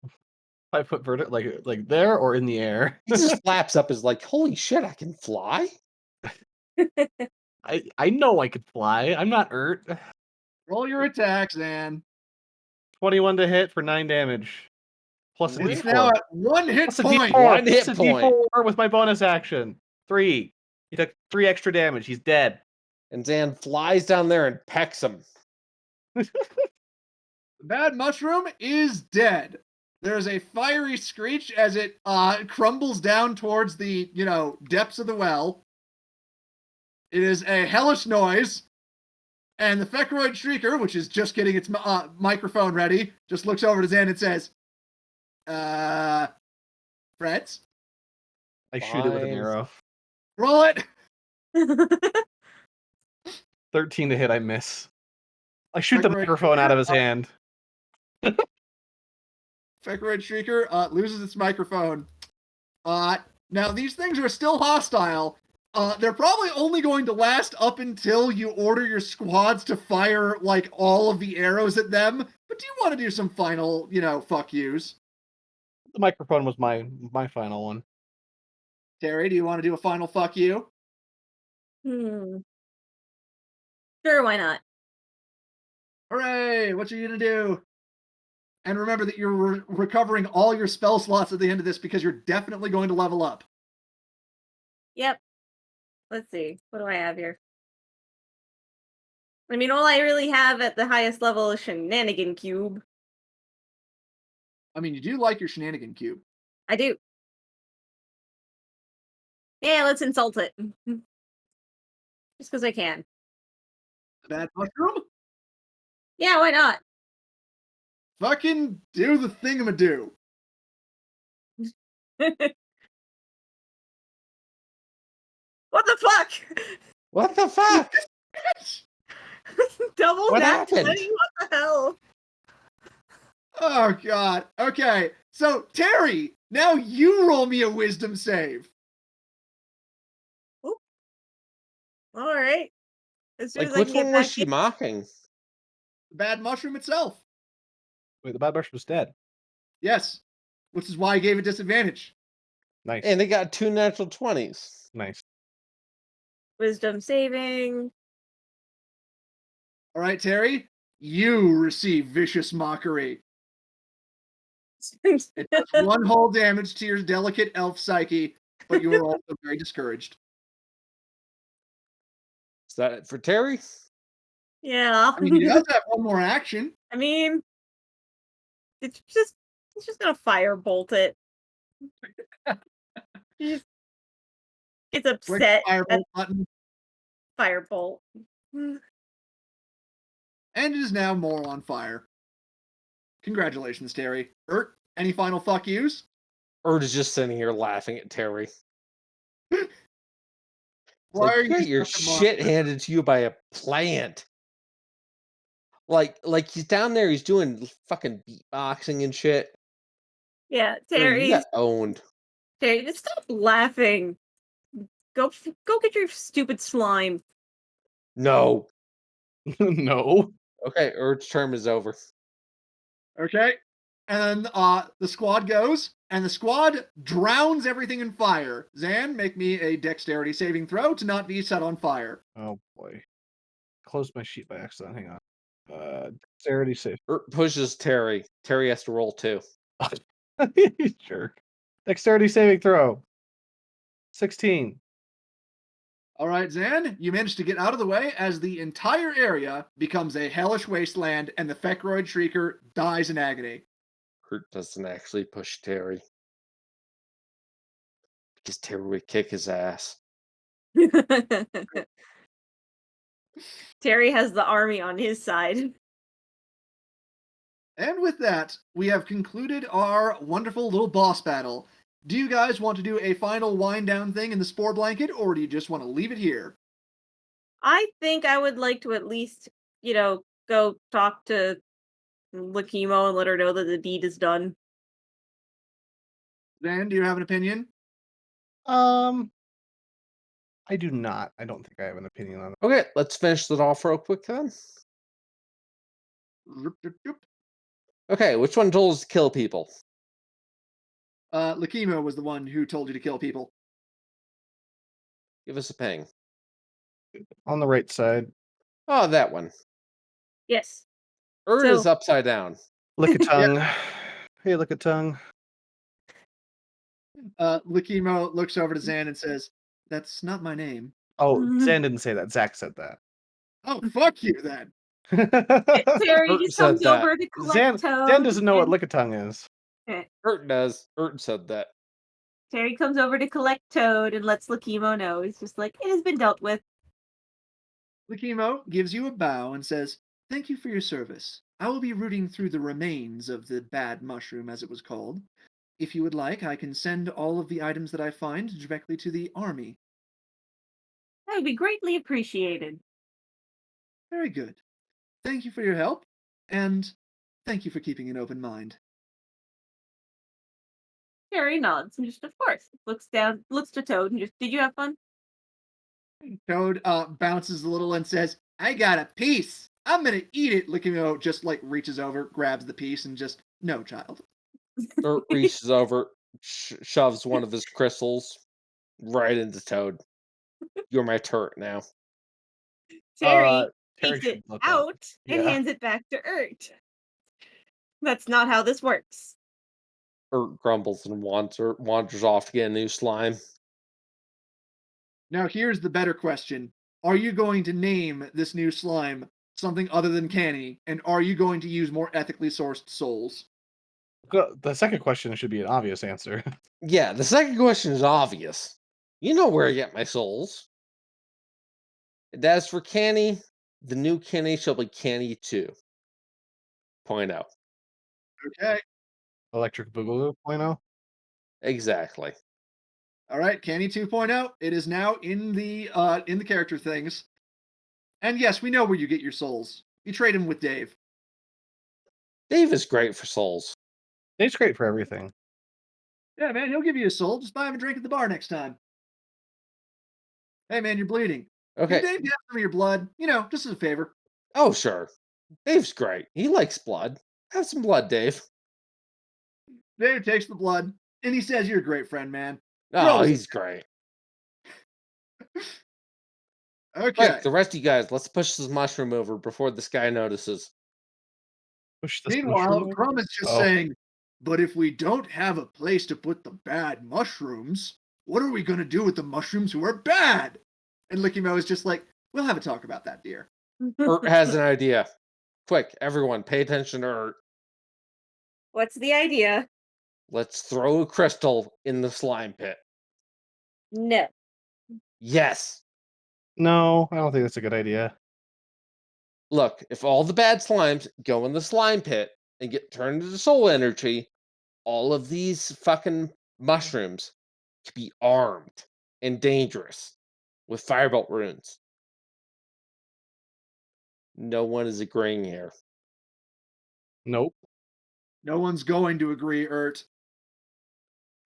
Ert is willing to elevate the society to glory. Ert feels this would be a lot more persuasive if he wasn't upside down. Well, that sounds like a you problem. Shit. Heh. So while everyone ignores Ert, what are we doing?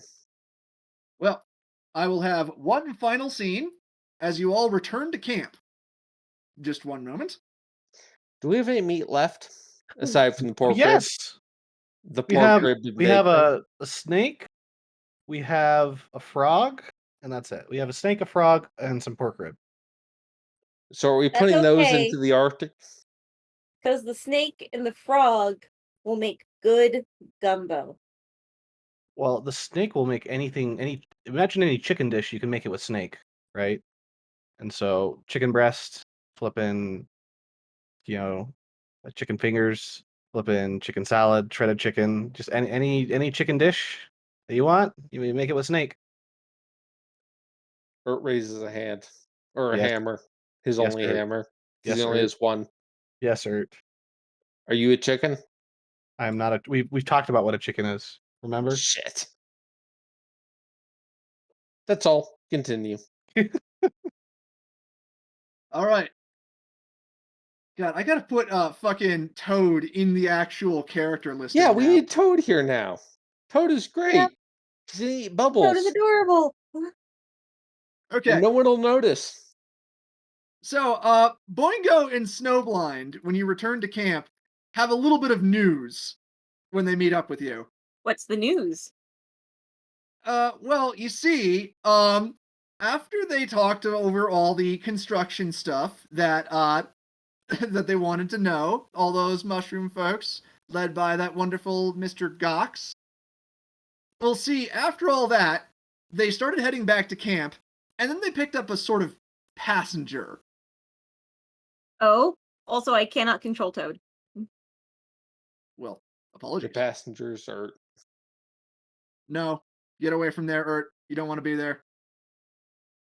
What's the passenger? The passenger is apparently a mushroom.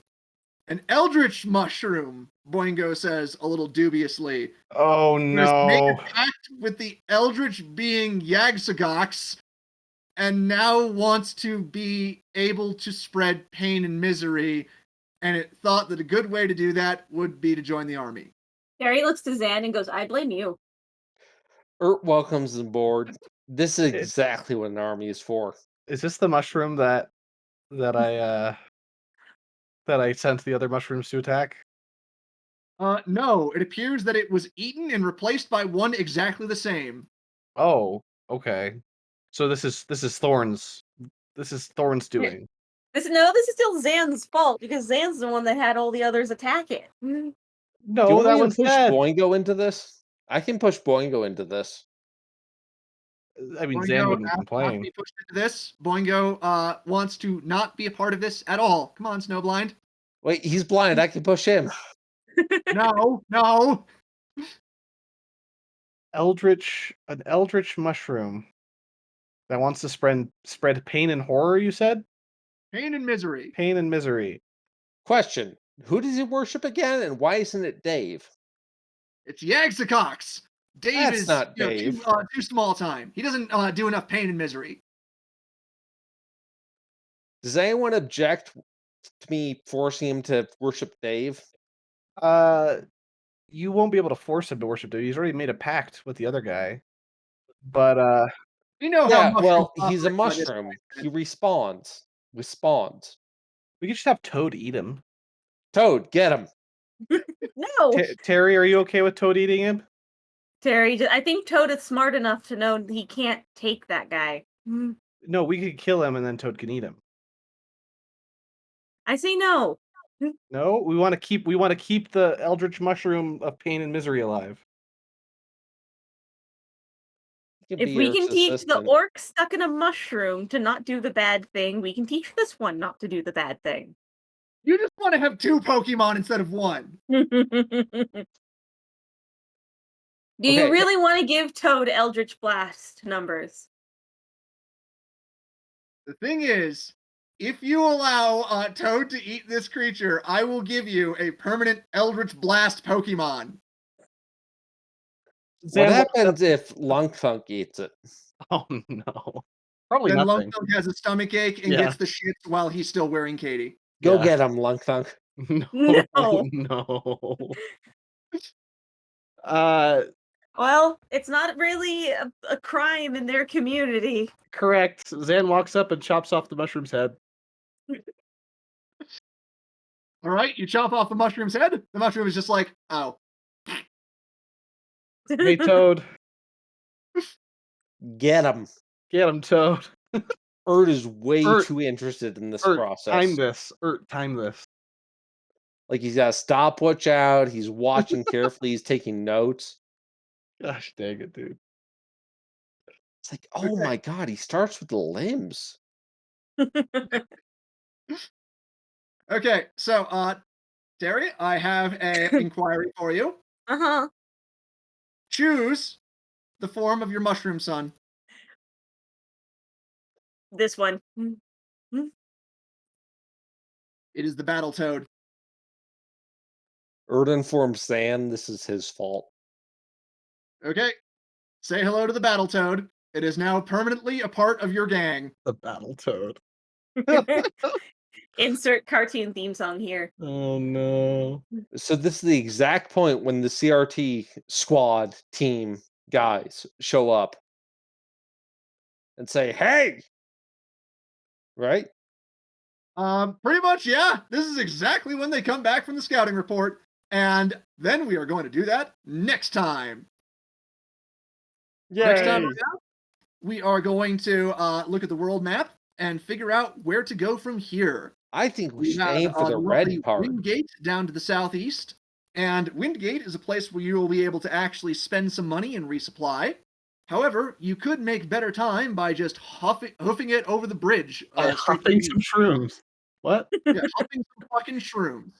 Look, when you look across our army and see who has the ability to hoof and who has the ability to huff, it's, significant. I feel like we should probably go to Wingate, if not to buy anything, but at least to see what's going on, because this was right next to the spore blanket. So all of everything we did there is going to affect Wingate. We also just made a road from Wingate to wherever the heck. Yeah, we're just building roads, And we We're would be getting building a through. road. The little mushrooms would have a better chance of becoming, productive members of society. We've been Hel- building a road this whole time. Like, there's a road going through Spore Blanket now. Hello, fellow humans. Would you like to have a road connecting you to this colony of insane mushrooms? Too bad. Oh, God. All right, and with that, we are putting an end to our 5th episode of Regiment on the Run. Thank you for playing, guys.